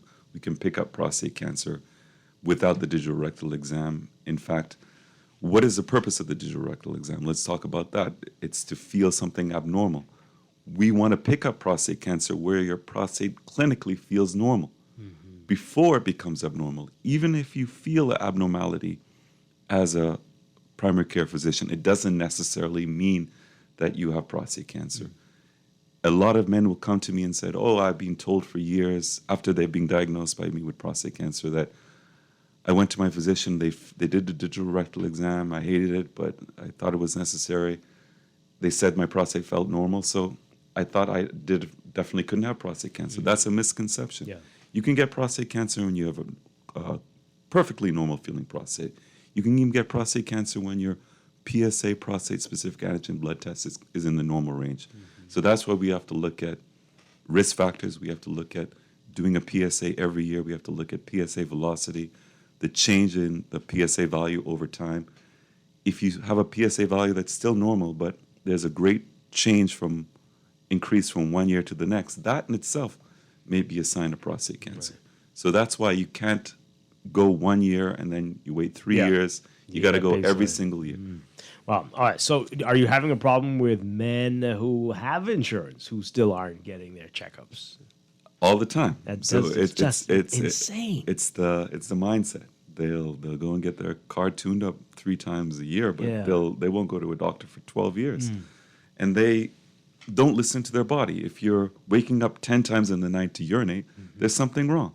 That might be a sign in itself of a sign of uncontrolled hypertension. That might be a sign of obstructive sleep apnea. That might be a sign of an enlarged but obstructing prostate or a urethral stricture. If you're not emptying your bladder, you're going to have irreversible changes to your bladder over time. Your bladder is going to lose its ability to contract and empty. You're going to have back pressure on your kidneys. You're going to put yourself at risk for acute kidney injury and possibly chronic renal failure. So listen to your body. If you can't drink a glass of water without running to the toilet to urinate, there's something wrong. Yeah. Listen to your body. Yeah. An interesting text here. We really get it all here on Morning Blend. It's wonderful. Just a few minutes ago, we had someone call in to say the entire race was incapable of running a country. But now this one says, can you ask the doctors to stop making it seem like our African genealogy is defective? Caucasians have a history of diseases as well, not just Africans or none. Okay. That wasn't the point I was making. No, at all. not I at was all. saying what are the greatest risk factors for getting prostate cancer, not just prostate cancer, a more aggressive form of prostate cancer. So prostate cancer hits men of African ancestry across the world at a greater rate than any other racial counterpart. That's a fact. Yeah. If you want to put your head in the sand and ignore that, that's why we're having so many men die in this country, prostate cancer, needlessly. Men of Caribbean and African ancestry in the United Kingdom have a 1 in 4 chance of getting prostate cancer in their lifetime. African Americans have at least a 1 in 6. We extrapolate that to our population, we probably have about a 1 in 6, 1 in 7 chance of getting prostate cancer in their lifetime. It's the number one cancer, not just for men, across the board. It far outweighs, in terms of incidence, breast cancer. So we're talking about the number one cancer in this country that's killing men at a higher rate than any other disease, other than heart disease. And it's preventable. You don't have to die of prostate cancer. Right. That's the message. But if you want to take it to the extreme where you were offending people of a certain race, I think you're missing the ball. Absolutely. I hope you have had, if you are a man, your exams recently. Texter. Okay. All right. So let's talk about some of the other issues that we need to be concerned about. You talked about children as well and obesity. Let's start from there, and then we'll make our way through teenagers and older men. But the obesity issue, we know that is a big problem in the Bahamas, definitely, and that's contributing to a lot of the things you just mentioned, right? And the habits that we start off with our kids that have detrimental impacts on them when they get older. What are some of the other things you're concerned about from what you're seeing? Well, we have to look at preventable. We want to be proactive. We want to not just deal with the situation when it occurs. We want to prevent it from happening. Right. I'll look at a glaring example. We talk about cervical cancer. Cervical cancer hits far too many women in this country. Yeah. Almost all of these cases are related to HPV, human papillomavirus. 87% of cervical cancers can be avoided and prevented by getting an HPV vaccine, which is readily available in this country for free. Yep. Boys, young girls starting at the age of 10, 11, going all the way into your 20s, you can get the HPV vaccine. Men, young men, older men can pass on the HPV vaccine. Right. the HPV virus to their loved ones, and they can end up with cervical cancer. Men themselves can get higher instances of cancers related to HPV, whether it's esophageal cancer, or whether it's cancer of the throat, whether it's even penile cancer. You Right. can get cancer of your male member. So we have so many things that we can prevent, but no one, if you look at the number of persons going for the HPV vaccine, it's devastating. Even for girls, right? Yeah, even Yeah. for girls. Yeah. And we can prevent. Well, you remember, of course, when this started, the foolish discussion about how this was encouraging them to be sexually active or something. Absolutely dumb, not. Isn't it silly? Absolutely not. Absolutely not. Well, why don't we just make that mandatory now? We know this, and people aren't taking it. Just make it mandatory. Well, I mean, we're a democracy, but I think knowledge is key. If people are aware that, and if they see the tragedies that I see, that my colleagues see, where you have a 22-year-old, you have an 18-year-old, in the prime of their life all ahead of them, having stage 4 cervical cancer because of HPV. Right. Many of them are leaving 2-year-old, 4-year-old behind because they didn't get the HPV vaccine. It's a tragedy. So we want to be preventative. We want to make sure that we're eating right. We make sure we're getting exercise. We're making sure that we do screening for diabetes, for hypertension, for high cholesterol, for heart disease, screening for cancers from colon cancer. We need to start screening for colon cancer from the age of 45. We need to go further in terms of getting gene testing.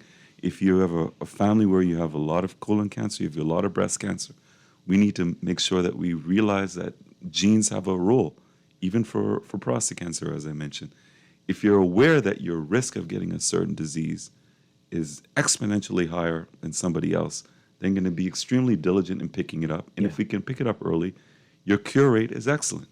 But if you're going to live with your head in the sand and we're not going to pick it up until it's too late, then it's a tragedy. You're just going to be another statistic. No, my goodness. Okay, this text here. I mean, okay, texter. Great show, but men don't like doctors. So, okay, we'll just die then. What do you say? What? I mean, they don't like doctors, but I always try to impart this information. If you don't like seeing a doctor, which is fine, then why are you going to create a scenario where you have such tragedies in your life let's look at dialysis. How many hundreds of men in this country, and I'm talking about men even in their 20s, because they had hypertension, in many cases they were told they had hypertension, refused to take their medication, and now they're on dialysis 3 times a week for the rest of their life. Yep. You don't like seeing a doctor, but all you're doing is living your life in and out of hospital. Wow. Waking up 4 o'clock in the morning, 3 times a week to get dialysis. Yeah. And that's just one example. So if you're going to have prostate cancer, you're going to be in and out of hospital. You're going to see me and other of my colleagues all the time. You're going to get, if you don't like getting needles, you're going to get stuck all the time. Oh, my goodness. You're going to be in the emergency room all the time. Yeah. Well, there you go. So we can be proactive, get you to be healthy, we can keep you from being in hospital. We can prevent you from having to get unnecessary surgeries. Yeah. Well said. So there Think you about go. it that way. Texter, if you don't like doctors, well, see the doctor on your terms, right? Go and see them for the annual checkup to make sure everything's okay so you can limit the frequency with seeing doctors in the future. That's the best way to see it. Yeah, you just said it. This texter's asking, should boys get the HPV vaccine? 100%. 100%. So as I said, knowledge is key. If that might prevent that young man from getting HPV-related cancer later in life, or it can even prevent them from passing on the HPV virus to their loved one. Right. Absolutely. Okay, let's take some calls. We are talking with Dr. Gregory Pinto. And caller, good morning. You are on the air. Okay, let's take the other one. Good morning. You're on the air. Morning, Dwight. How you doing? Doing well.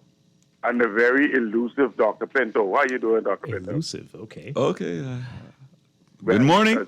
The reason why I said that is because from I started your clinic a little over 3 years ago, man, all I've been hit with cancellations.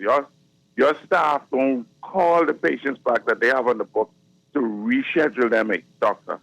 Well, it's the public system is run by administrators, by PHA. I'm just a faithful servant to the system. We've been hit by the COVID-19 pandemic where, unfortunately, many clinics for many months, even elective surgery, has been put on hold because the health system itself is overwhelmed. Even now, we're having a dire crisis with nursing in terms of even getting elective things done, in terms of having elective clinics, because we just have no nursing staff to run the hospital. So unfortunately, the staff is not my own. It's the staff work for the Public Hospitals Authority, which is a government entity. So they work for the government, not for me. But they do their best. We're overwhelmed. I mean, even in the best of circumstances before the pandemic, I would do the triaging in terms of patients to be seen in the clinic, and it's in the hundreds every single week. And we just don't have the capacity to see all these patients. And it just gets worse and worse year after year. Yeah. So if one clinic is canceled, it's a vicious cycle. So it just mushrooms and gets worse and worse and worse. Yeah. And So I would love to see people in the public clinic every single day, but we just don't have the capacity to do that. We don't have the staff. We don't have the resources. So unfortunately, it's a tragedy on a national level, but we're coping the best we can. We're still overwhelmed at PMH, but we're doing our best, and I have the greatest respect to the nurses who, throughout the COVID-19 pandemic, they really showed their true colors. They are the angels among us. Wow. And you're still having the backlog with elective surgery. Very much still. so. Wow. So you can think of I think Dr. Loxley Monroe, one of my senior colleagues, who's very well known in the community, has spoken about this in the media many times, where what is the effect of the COVID-19 pandemic? It's not just persons who are overwhelming the system with getting COVID-19, where the ICUs are filled, where we look at how many clinics, as the caller mentioned, have to be canceled, how many elective surgeries, how many chances that we can do screening for prostate cancer, for breast cancer, for colon cancer that have not been able to get done, and persons who would have had stage 1 colon cancer now have stage 3, stage 4. Yeah. Patients who had curable prostate cancer now are only option is palliative care because we missed that important window to diagnose them and to manage them appropriately. So it's a very frustrating issue. Staffing is an issue. In urology, equipment is an issue at PMH, but we're trying our best. Yeah. It's not because we don't have that will. It's not because we don't have our love for our fellow Bahamians and residents. It's just a resource issue. And we know that 20 years ago, PMH was the capacity to continue to see the population was not there. Right, we needed a right. new hospital 20 years ago.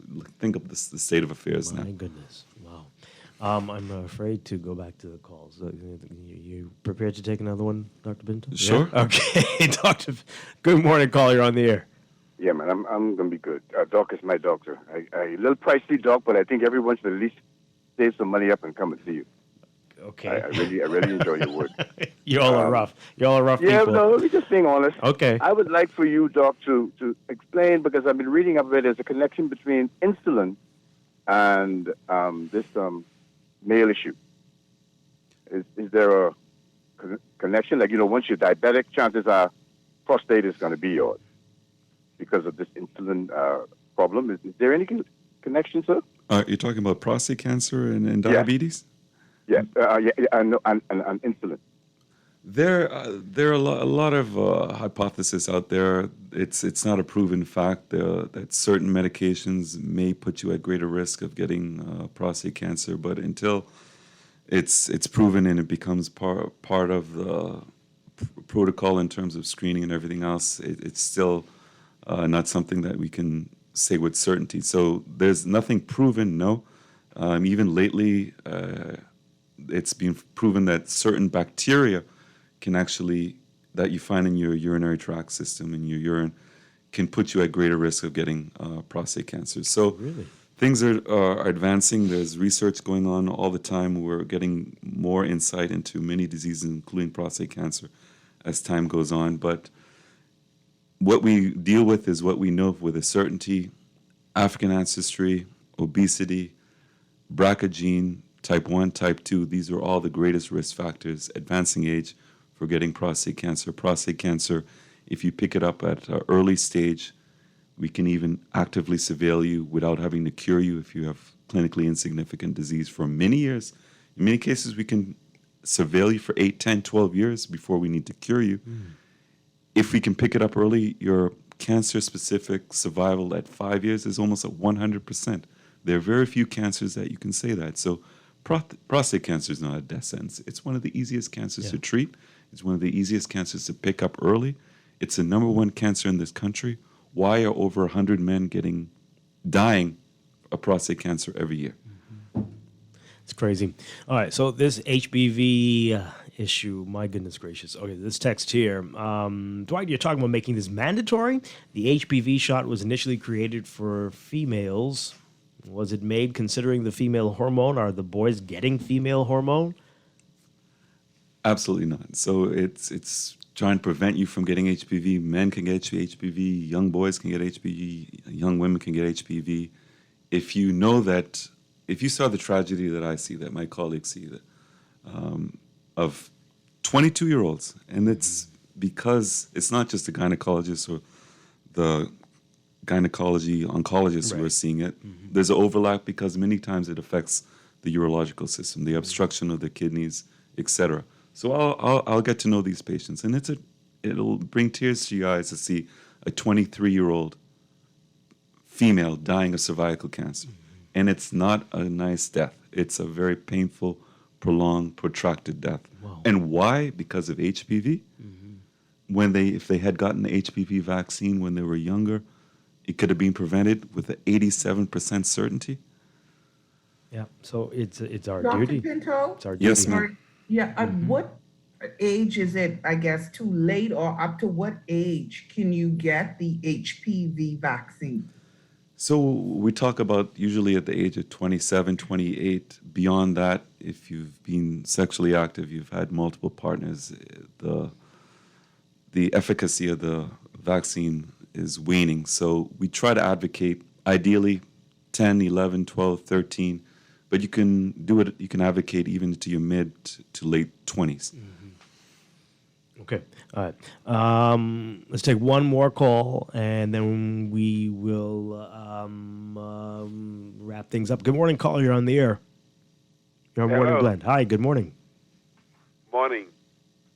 Hi, yes, good morning. You're on the air with... I have a question for Dr. Pinto. Yes. Yes, sir. We're listening.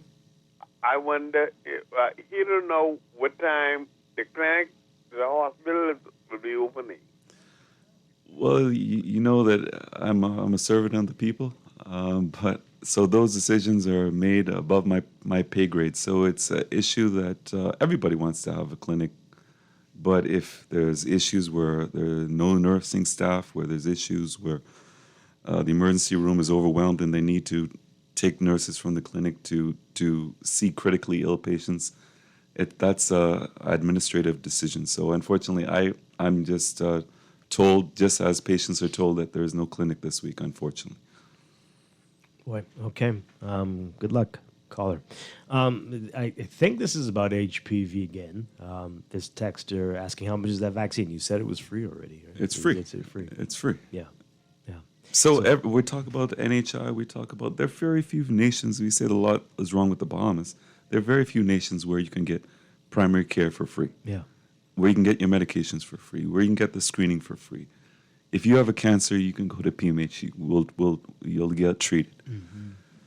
So there should be no excuse for not getting routine screening, whether you're a boy, a girl, a male, or a female, anything, any age. You need to take control of your health. All right, so final words from you, Dr. Gregory Pinto, in this Men's Health Month to boys, men out there, people who haven't seen their doctors in years, who will say it's all in God's hands. What do you say to them?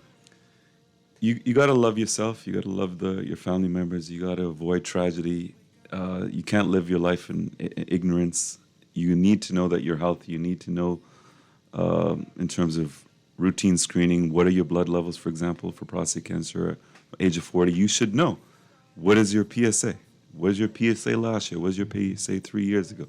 If you're prescribed medications, you need to take the medications. If you have side effects of it, we can change the medications you're on. If you have hypertension and that medication might be causing you to have side effects, we can change that medication and still have your blood pressure well controlled and prevent you from getting other issues related to uncontrolled blood pressure. Yeah. Absolutely. So we want to be proactive. Let's prevent things from happening and not just deal with the tragedy when it's too late. Yeah. And as you said, there's NHI, and if you have private insurance, for God's sake, take advantage of the annual checkup, the annual physical that you're allowed. Very much so, yes. Yeah. Dr. Gregory Pinto, always a pleasure. So many things you've given us to think about this morning, and as the texter says, and you say it too, we need to appeal to the women out there to make sure that their men are getting checkups and are living in a way that's going to prevent them from suffering in the long term. Well, I think I understand the Bahamian male psyche very well. As I mentioned, and I always mention all the time, and it's a known fact, the male member is the most important organ for a man. Good health will allow you to maintain your erections, your vitality, your sexual libido, long into your retirement years if you take care of your health. Right. So let that be the motivation. Laverne, this is going to be controversial. Dr. Pinto, I don't know if you can get behind this campaign, but let's get the women, the wives, and the mistresses, everybody out there to withhold until he gets a checkup. Well, I'm not going to sign my name to that, but Dwight, I understand where you're coming from, Dwight. Something. We got to do something. Got to do something, yes. Right? you causing controversy. You got to do something. Morning. Okay. Let's point. advocate. I understand your point. I see. You got to get drastic. You got to get drastic. Let's just have love and self-love, love of the man in your life, the boy in your life, and let's advocate for good health for everyone. Okay. Well, yeah, that might be better. Dr. Gregory Pinto, always a pleasure again. Thank you so much. Thank you very much. And a happy Men's Health Month to you and everybody out there. Please see your doctors, get your checkups. We're going to take a break and when we come back, Morning Glen Business, we're talking with the Bahamas Development Bank. They've got a financing innovation expo. They're going to give us all the details when we get back. Stay with us. It started off the end of the old way. Wake up, it's a new day. Wake up, it's a new day.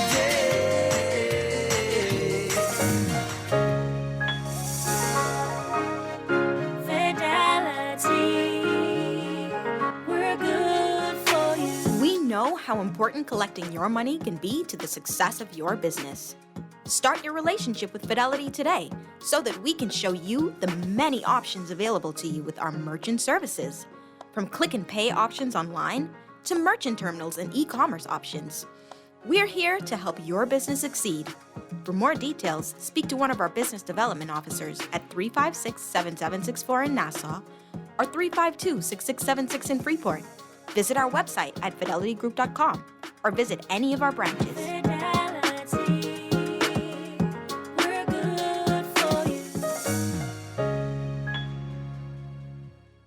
You know, you should teach a savings class, because you know everything. No, I just choose wisely. Like, I just got 2 months free home internet from BTC. All I did was sign up for internet. 2 months internet free? For real? I bundled my internet and mobile services, and now I'm paying half of what the other guys charge. Plus, as a new customer, I get 2 months internet free. What? Nah, that's a big deal. Switch to BTC Internet and get the second and third months free for new customers. Conditions apply. This is Guardian Radio 96.9 FM, Nassau, Bahamas. Around the world, Cleveland Clinic is recognized as a leader in healthcare. Our team of experts relentlessly pursues the best for our patients. From groundbreaking cancer research to state-of-the-art heart surgery, life-saving innovations happen here every day. When it's time to travel for your health, it's time to travel to Cleveland Clinic. Your destination for care, for every care in the world. To learn more, visit clevelandclinic.org/Caribbean. RBC has been growing with the Bahamas for over 110 years. We are committed to deepening our relationship with existing clients and forging new ones in the future. With investments in youth, education, and environmental initiatives, we're dedicated to helping you and our communities grow. We're here to help you flourish. We're RBC. RBC Royal Bank. The views and opinions of the hosts and guests are their own and do not necessarily reflect the position of the management and staff of Guardian Network. Wake up, it's a new day. Wake up, it's a new day.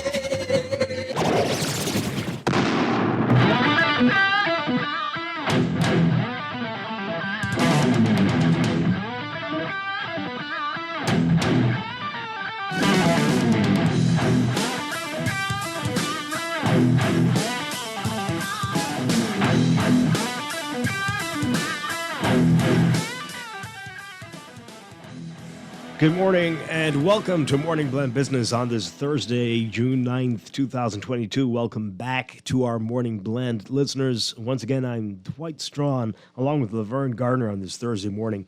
And today we're talking with the Bahamas Development Bank about their Financing Innovation Business Expo. It's coming up in just a few weeks, July 1st and 2nd to be exact.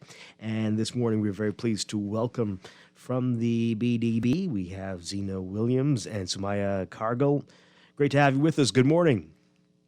Good morning, Dwight. Hope I pronounced everybody's names correctly. Close enough. Okay. All right. That's good. All right. So before we get into the expo, tell us about the Bahamas Development Bank. For those who aren't familiar, you've been around for a long time, but for those who aren't familiar about how you're different from some of the commercial entities out there, what do we need to know about the BDB? Well, we've been around for over 40 years. We were established right after independence. It was one of the first things that the Lyndon Tindlin government did because they understood that there was a need for an institution that was focused on Bahamian empowerment.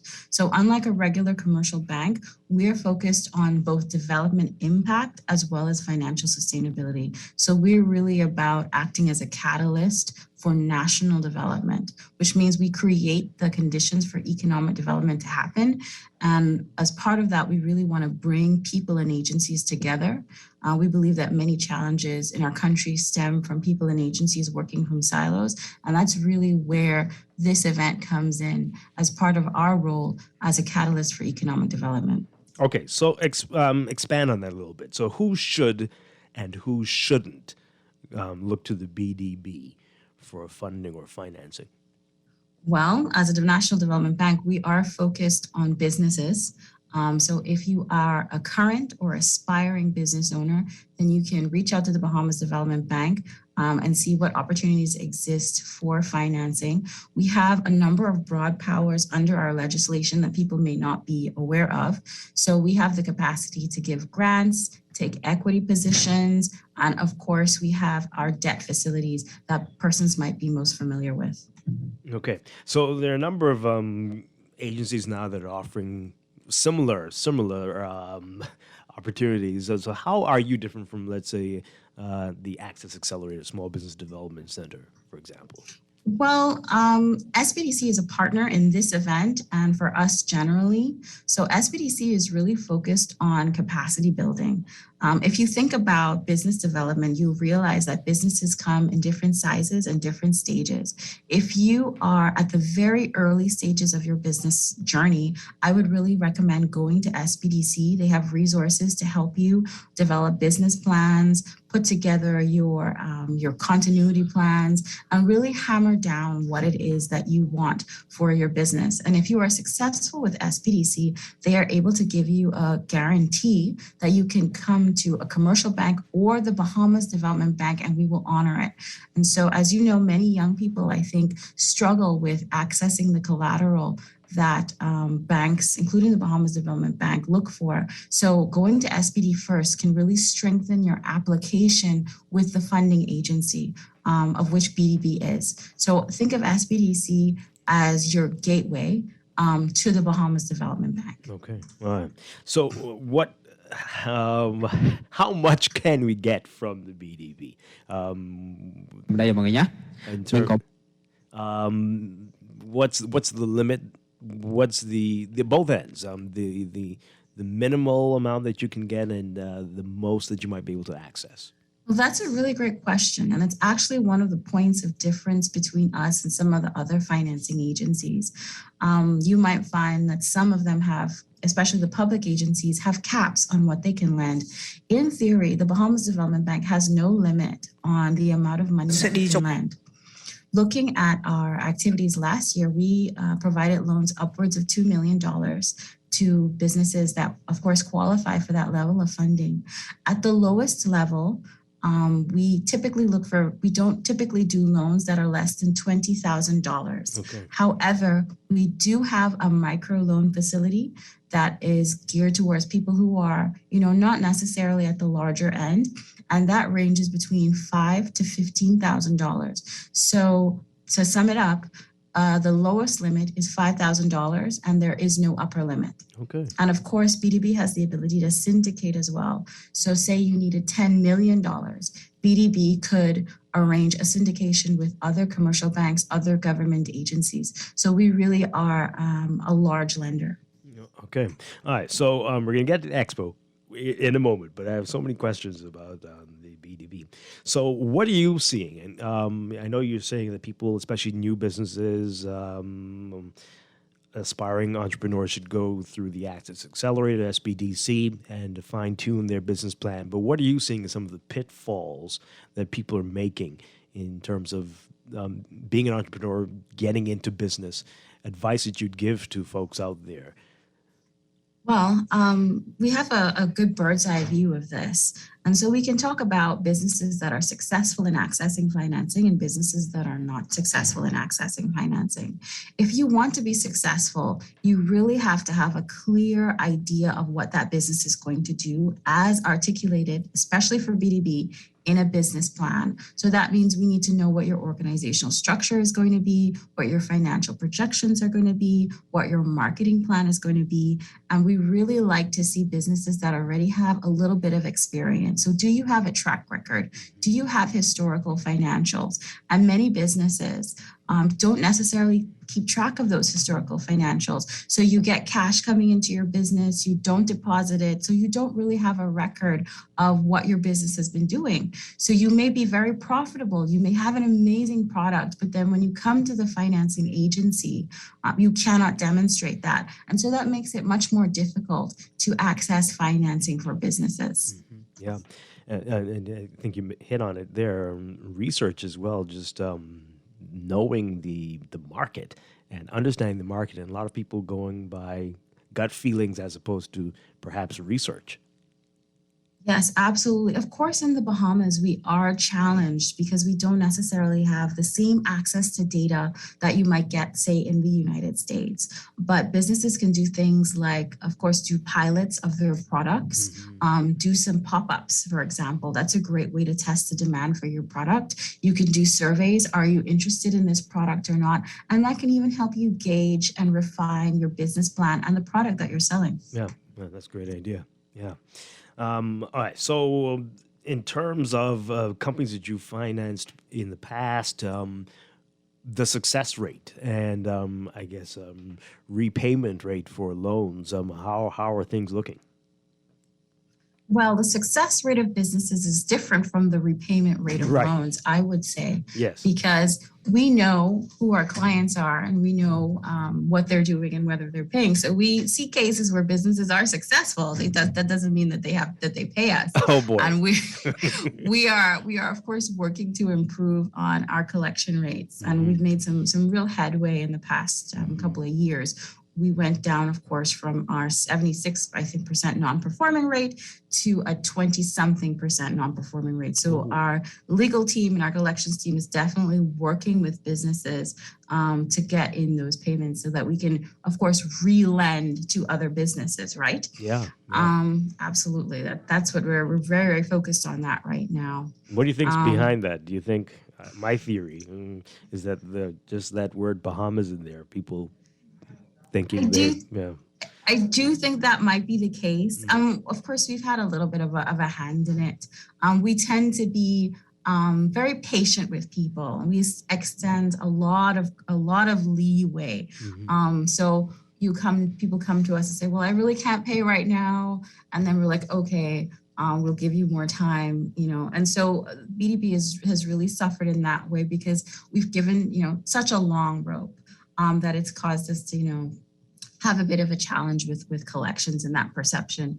But as businesses mature, as our country matures, it's really important for businesses to understand that paying back your loans is an important way of building credit and also accessing credit.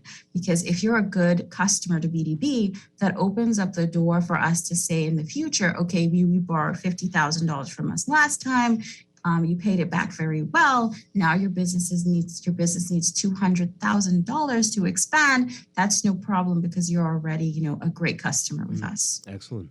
Are there any sectors that you are like, no, we don't need any more of this. We can't support this, or do you not look at it like that?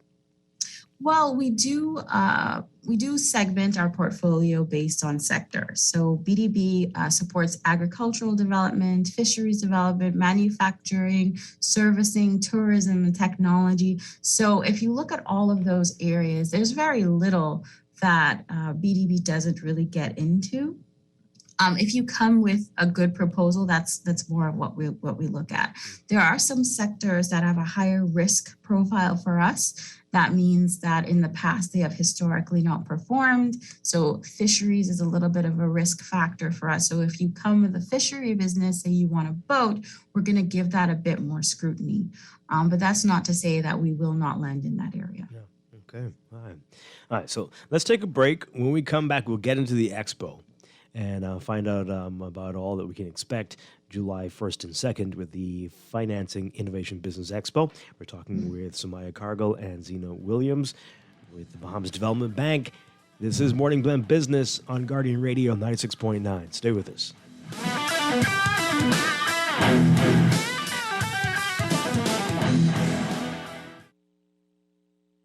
For 25 years, Advantage Insurance has provided coverage for your most prized possessions, offering insurance plans to cover your vehicle, home, business, and boat with customized options that work with your budget. Now, Advantage says thank you to all our loyal customers and business partners over the past 25 years. Call 356-0285 or visit Advantage Insurance on Collins Avenue today. When every dollar counts, count on Advantage.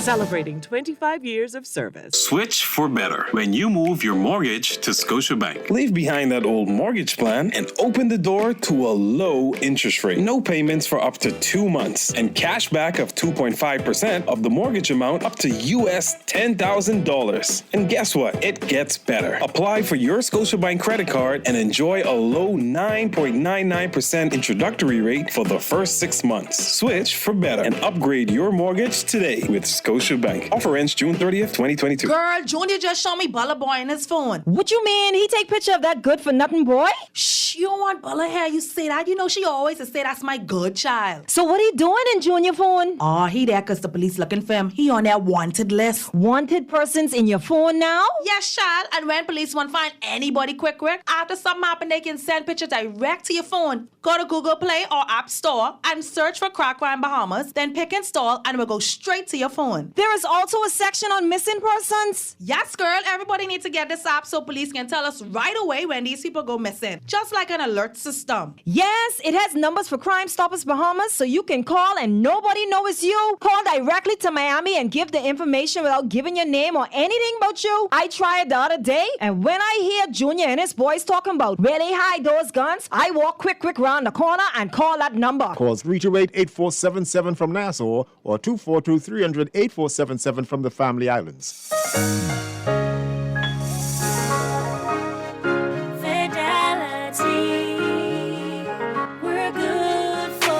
We know how important collecting your money can be to the success of your business. Start your relationship with Fidelity today so that we can show you the many options available to you with our merchant services. From click and pay options online to merchant terminals and e-commerce options. We're here to help your business succeed. For more details, speak to one of our business development officers at 356-7764 in Nassau or 352-6676 in Freeport. Visit our website at fidelitygroup.com or visit any of our branches.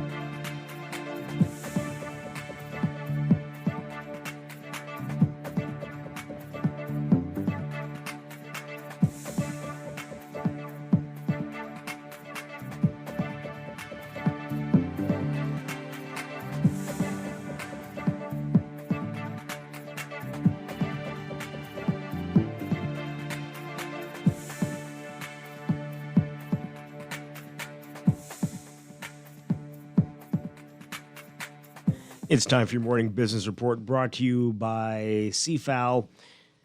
Minister of Public Works and Utilities Alfred Sears says the Davis administration moves to build more resilience in the country's infrastructure. It has a very active legislative agenda in the upcoming fiscal year to support its efforts as well. Sears says in the coming year, critical laws will be amended, including the Planning and Subdivisions Act, Construction Contractors Act, and Building Control Act, among others, to ensure the Bahamas is up to par with the rest of the world. Sarah says, quote, "We are looking at the best practices from around the world to see how we can do some things differently. We'll be bringing to Parliament, once we finish the budget, a number of amendments and perhaps a new Planning and Subdivision Act." Sarah's referred to precedent-setting rulings in the Privy Council handed down in February, in which it upheld that any conveyance of land made after the enactment of the Planning and Subdivision Act 2012 that has not been granted subdivision approval shall be null and void. Read more on this in today's Guardian Business section. The sand dollar is now the first central bank digital currency that can be transacted with the use of facial recognition technology through SunCash's partnership with Pop ID. According to a statement, SunCash account users can line their accounts to PopPay and enable face pay transactions using sand dollars. The statement also saying they can spend the digital currency at a network of SunCash merchants using their face for authentication. Various local and global brands are or will be accepting digital sand dollar authenticated by PopPay through SunCash and the SunCash platform.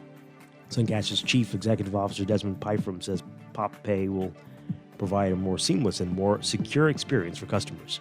Read more about it in today's Guardian Business section. And Arawak X hopes to bring 12 new businesses to investors before the end of the summer. That's according to Chief Technology Officer DRC Ramming Jr. He told Guardian Business that prospective investors continue to trickle onto their platform waiting for new companies Arawak X launched its fourth investable company, Tropical Gyros, on Tuesday. The company reached 30% of its minimum raise requirement in only 8 hours, prompting Arawak X executives to contend the company could become funded before its 90-day cutoff period is over. Only one of the 3 companies launched on Arawak X's platform so far has been funded. Last year, Red Lobster Bahamas was successful in raising capital to open an operation in the Bahamas and then begin expansion into the Caribbean.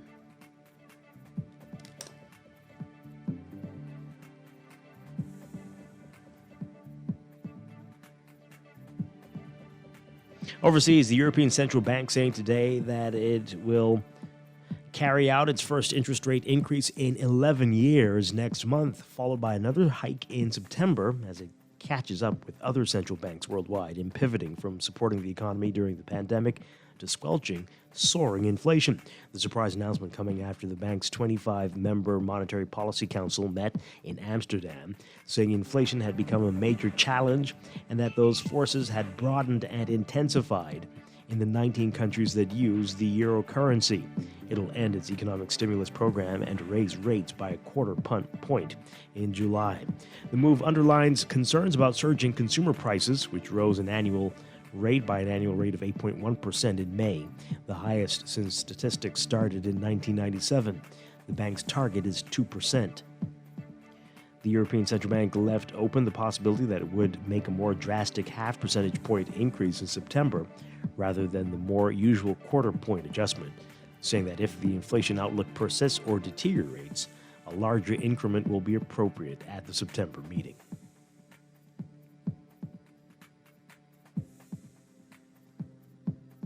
And U.S. markets appear to be headed for gains today, with the European Central Bank announcing again its first interest rate hike in 11 years.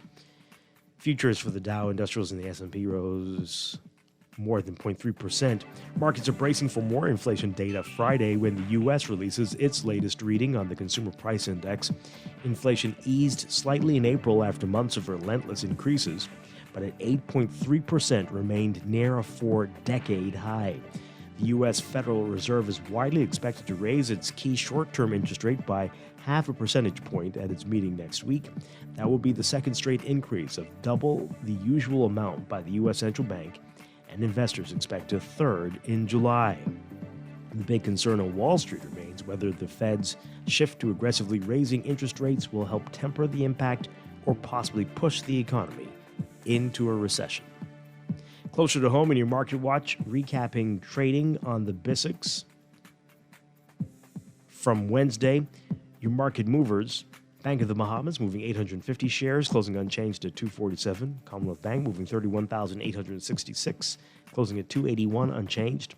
Commonwealth Brewery moving 250, closing at 815 unchanged. FamGuard moving 1,000 unchanged at 1085. Consolidated Water closing at 287 unchanged. Emir Incorporated closing at 1210 unchanged.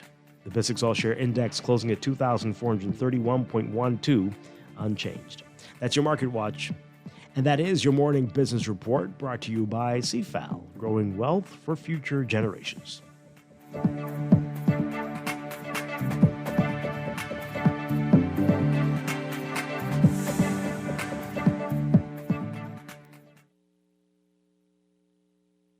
Messing around with jerks. My car is parked outside. I'm afraid it doesn't work. I'm looking for a partner, someone who gets things fixed. Ask yourself this question: do you want to be rich? I've got the brains, you've got the looks. Let's make lots of money. You've got the brawn, I've got the brain.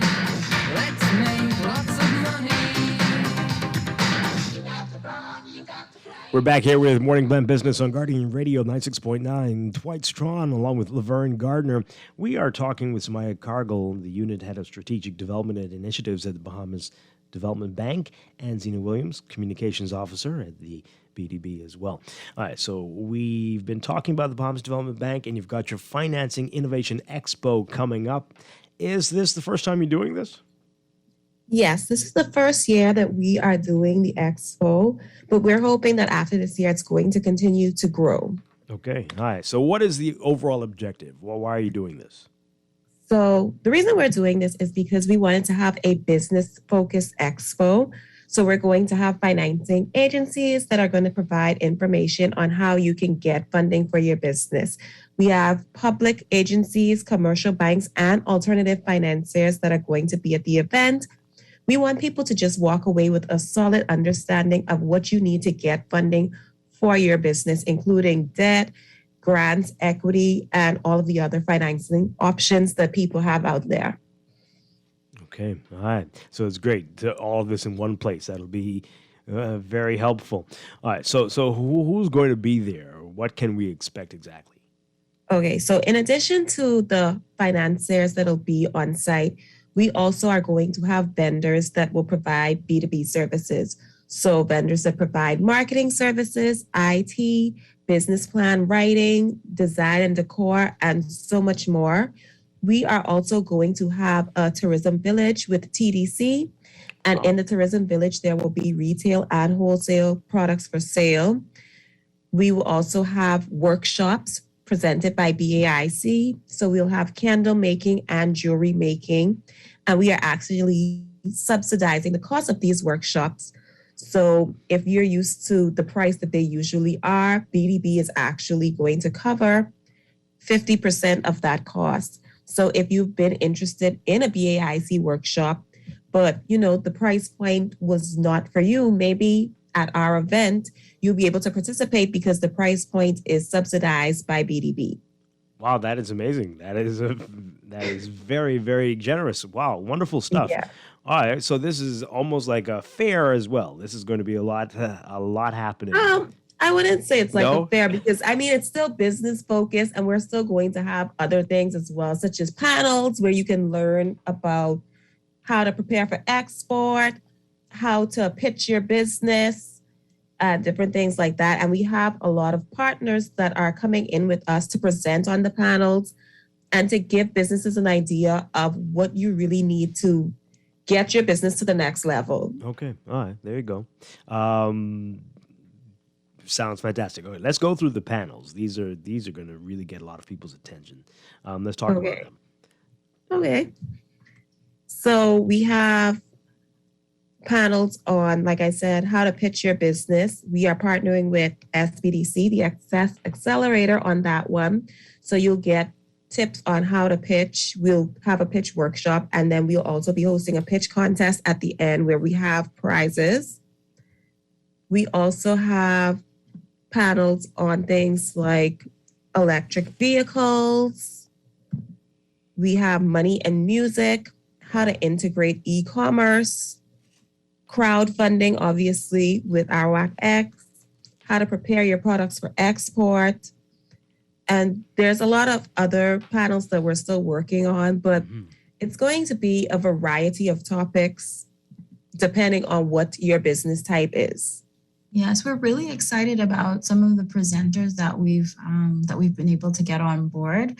The Small Business Development Center has been really helpful in making some of those connections. So, for example, on the exporting panel, SBDC will be presenting along with the Caribbean Export Agency, and people may be familiar with CETA because they are they offer grants for businesses that are in the position to be able to export. So that's a great connection to make, as well as the Development Bank of Jamaica, who is also going to come in and talk about how they have led the charge in helping Jamaicans export their products, and also real world examples from people, how they've been successful in exporting their products. And that's just one panel. I think we have in total either 15 or 16 panels lined up, and they're all 100% free. Wow. So we really encourage people who are either interested in business or already have a business to come in and participate in those panels. That is amazing.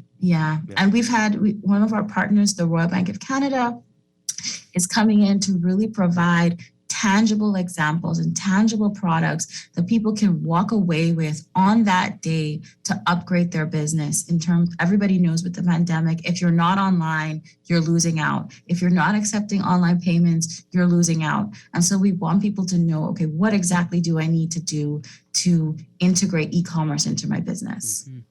That's great stuff. And again, as you said, free. This is a great opportunity.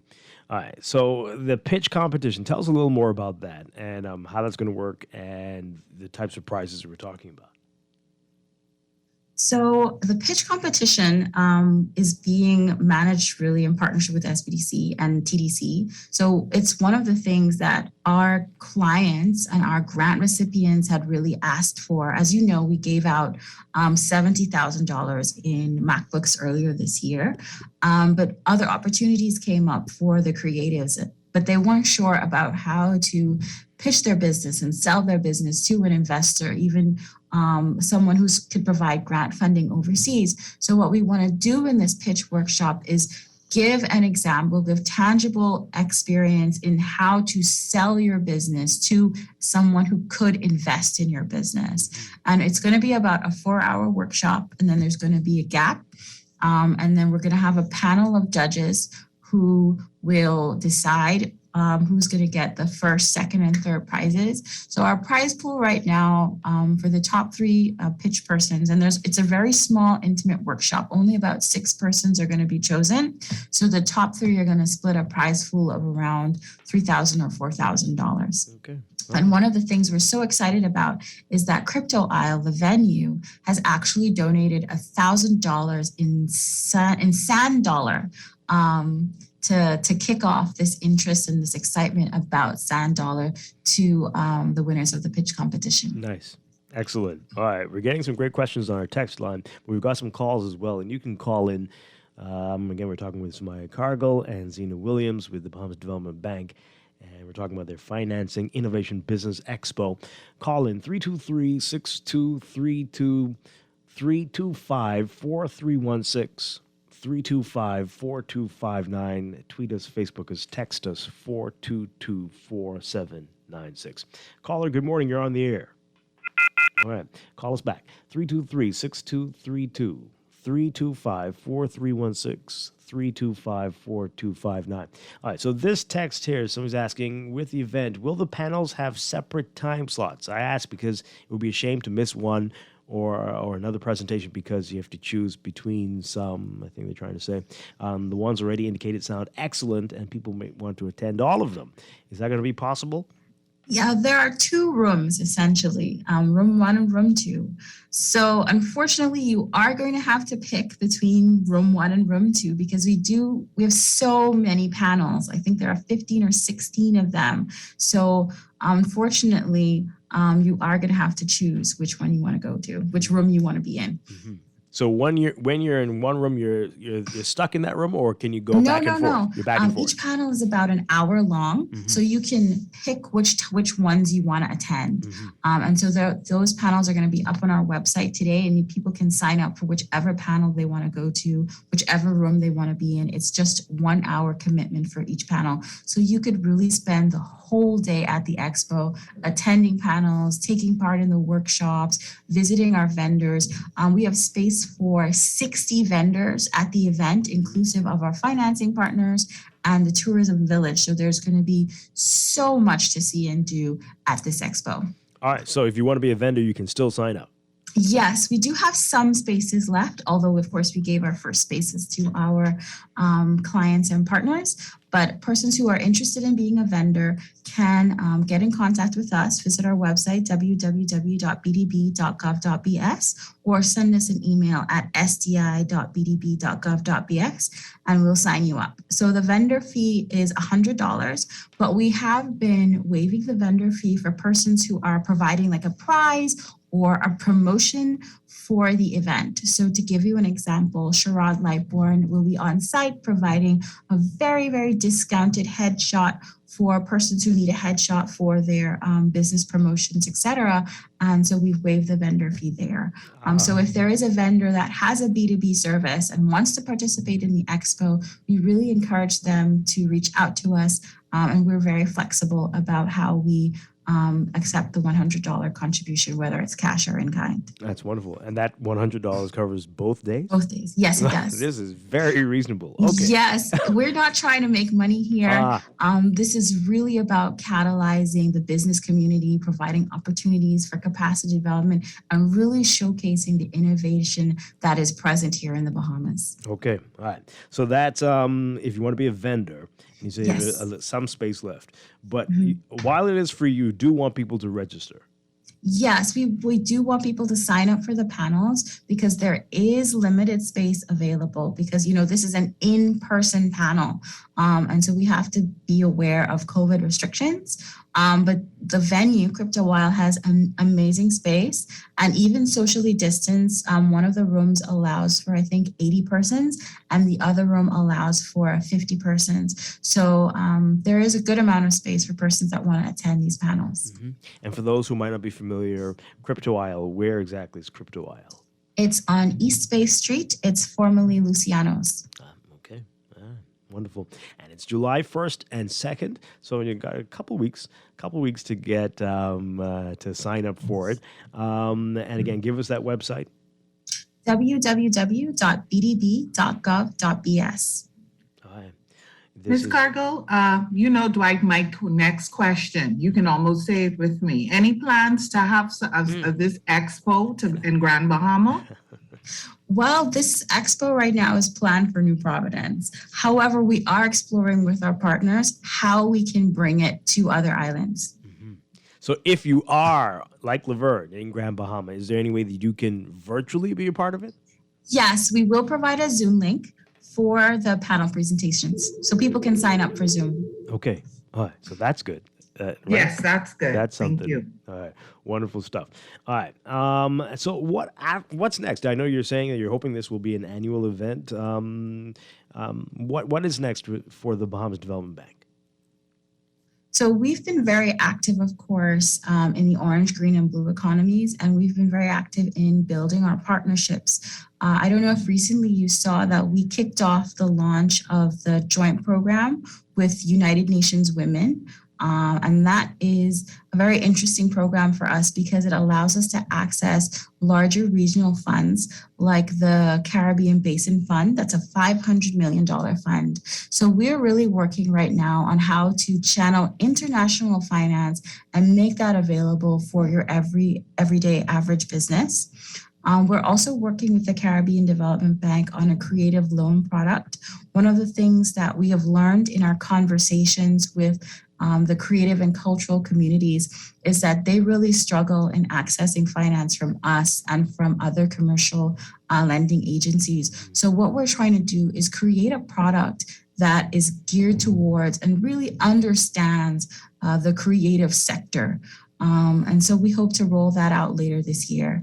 And of course, we'll be working with our partners on other events, other activities that bring persons together and really catalyze and provide opportunities for broader economic development. Very exciting. All right, so one more time, our final minute here. The Expo, July 1st and 2nd. Where, when, what can we expect? What people need to do if they want to be a part of it? One more time. So if you are a current or aspiring business owner, you should definitely come out on July 1st, 2nd to Crypto Isle. From 10 to 6 on Saturday, from 12 to 8 on Friday. Visit our website for more information on our panels, on our vendors, on the pitch workshop, on the craft workshops, on the networking, on the cocktail mixer with open happy hour. So come visit our website and we hope to see you there. You didn't talk about that part. Oh, yes. Yes, we're having an open happy hour on Friday. It's all on our website. Okay. So we hope people can come in and participate with us. Okay, that sounds very, very, very exciting. All right. Wonderful stuff. Great to hear about all the exciting things going on with the Bahamas Development Bank. And I'm looking forward to the Financing Innovation Business Expo, 1st and 2nd.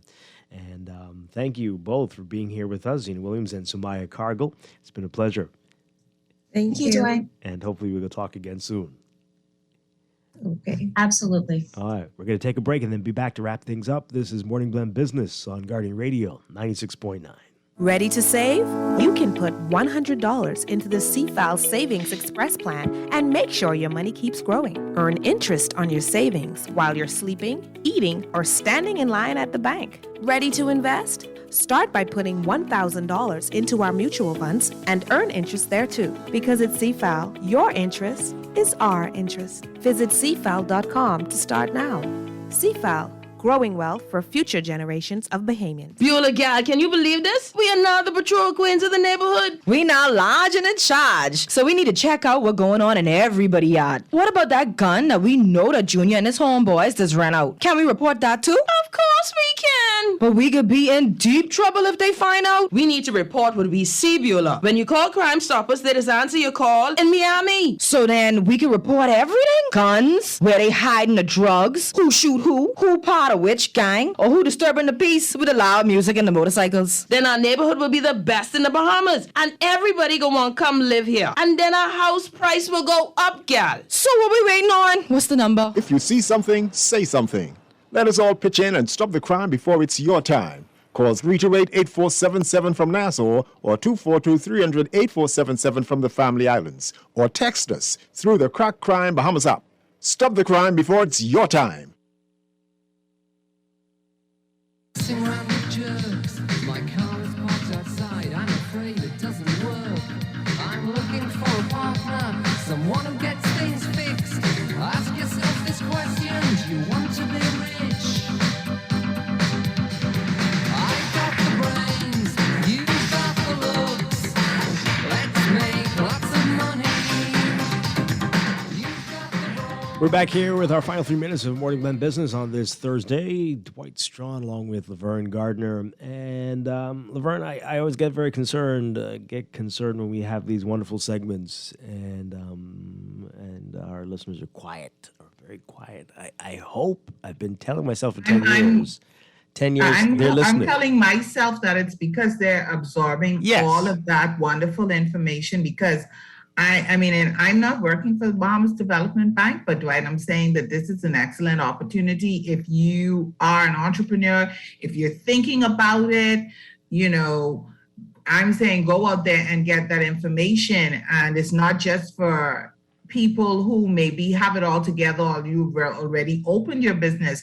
They seem to have enough panelists to address every stage of the business. Right. So to give you great advice on what they've been through, the pitfalls they've experienced. Right, to help you not go through that. All right, and this is opportunities, so many opportunities. Right, and I like that she emphasized too with small businesses about just keeping records, you know. Mm-hmm. Especially if you may find yourself in a position where you want to get funding, not because the business is failing, perhaps you want to expand, you know, and you want to get funding, but you don't have a track record for them to look at. Yeah, absolutely. But folks, you hear that. Even if you're a vendor, there's an opportunity. There are opportunities there. Yes. If you are an aspiring entrepreneur, already one, opportunities there to learn. And we talk about these type of things. I know we often focus, we start off the show focusing on often the horrible things going on, but later in the show, we have wonderful guests who tell you about the things you can do to make a difference. And this goes back, remember last week we said we've got to do a show on that poverty mindset. Yes. Because I truly do believe that is just a mindset, that you don't have to be stuck there. That there are things, there are opportunities like this. They're free things. They're things that only call for minimal investment that can help you to get out of it if you want to. But a lot of people don't seem to want to around here. A lot of people just want the handouts and want to be taken care of and are very pleased to be stuck where they are. But that's just me, old elitist Dwight, as you all like to say. But well, I think that's wrong. accurate. Yeah, you better believe it's accurate. Oh, I meant the elitist part. Oh. No, absolutely. Well, two things could be accurate at once, yes. Yeah, there are opportunities out there for people to be able to take advantage of, you know, and this Expo is providing that opportunity, that access. If you feel you don't have access, well, this is an opportunity for you to get access, to know what you need to kind of give you direction, guidance, if you have a business out there. And so it's like you said, it's the mindset. So you can make a determination if I'm just going to stay at home and think that there's nothing available, or I'm going to go. You know what, Dwight? I'm all for the person who has gone and they've tried and knocked at every door and sought every opportunity. And then if you come back to me and you say, these roadblocks are here and it's difficult, I can respect that. But if you just stay at home and you haven't even tried. Yeah, absolutely. And, despite how I know sometimes on the surface it can seem that otherwise, but despite that, everybody in this country has a talent from which they can make money, right? Or at least try to. I mean, they can try to. On the flip side, let's not pretend that that it's an even playing field. No, definitely not. Definitely not. And some of the talents might not even be legal. But in any event, you could make money from it. And so there's no reason for some of the talk that we hear from some people. But that's my view. All elitist Dwight. Don't forget that. Right. Well, you think I should start the show saying "Welcome to Morning Blend" with welcome to Morning Blend with elitist Dwight. Dwight Strachan, yeah. Anyway, so again, take advantage of this one, folks. And there are so many events like this all the time that provide great opportunities. But this is coming up: the Bahamas Development Bank Financing Innovation Business Expo, and the networking alone might just be what you need to kickstart whatever it is that you are hoping to do. Yes. Yeah. July 1st and 2nd. All right. And as we wrap up, some encouraging news coming out of the House there. Hopefully it's not just talk, but some changes may be coming to some laws that really do need desperately to be updated. The Planning and Subdivisions Act, Construction Contractors Act, Building Control Act, and others that the government's committed to addressing soon. So that is encouraging as well. That is very encouraging. Yeah. So, yeah. How are things up in Grand Bahama? Anything changed since the last wave of excitement and enthusiasm? No. No. I guess to a certain extent, maybe they're still riding that wave. Yeah. And the flooding has subsided. Yes, the flooding has subsided, thankfully, prayerfully, thank God. People, of course, face challenges because some people's homes were already in a state of disrepair. But for the most part, it subsided. And so, in Grand Bahama, we're very resilient. So we do tend to roll with the punches because we don't have a choice. Yeah. So everybody's pretty much back outdoors, on the job, if they have a job, doing what they need to do. Well, that's what you can do. That's all you can sometimes. Yeah. All you can sometimes. All right. Well, Laverne, thank you. Double duty this week. Really appreciate it. No problem. It's been a pleasure as always. Yeah, and I look forward to talking with you again next week. I'll be back tomorrow morning, Friday, this short week, with more Morning Blend and Morning Blend Business. We're going to have a great discussion in Morning Blend Business. It's a 4-day work week. What if that were to be a permanent thing? Yes. 4-day work weeks, all over the world they're having this discussion. Could the Bahamas possibly do this? Are we at a productivity level where that makes sense? Or should we have 6-day work weeks? We're going to get into. I think we can have a 4-day work week if companies would see how productive people really are on a Friday. So that means that's not going to happen. We'll never have a 4-day work week in this country. Okay, because Thursday has been the new Friday in the Bahamas for almost as long as I've been working. But we'll see what our guests say tomorrow. So stay tuned for that for Morning Blend Business. And we have some great stuff for Morning Blend as well. So join us for that. Laverne, have a great one. You too. Stay tuned for On the Clock with Aaron Green coming up next.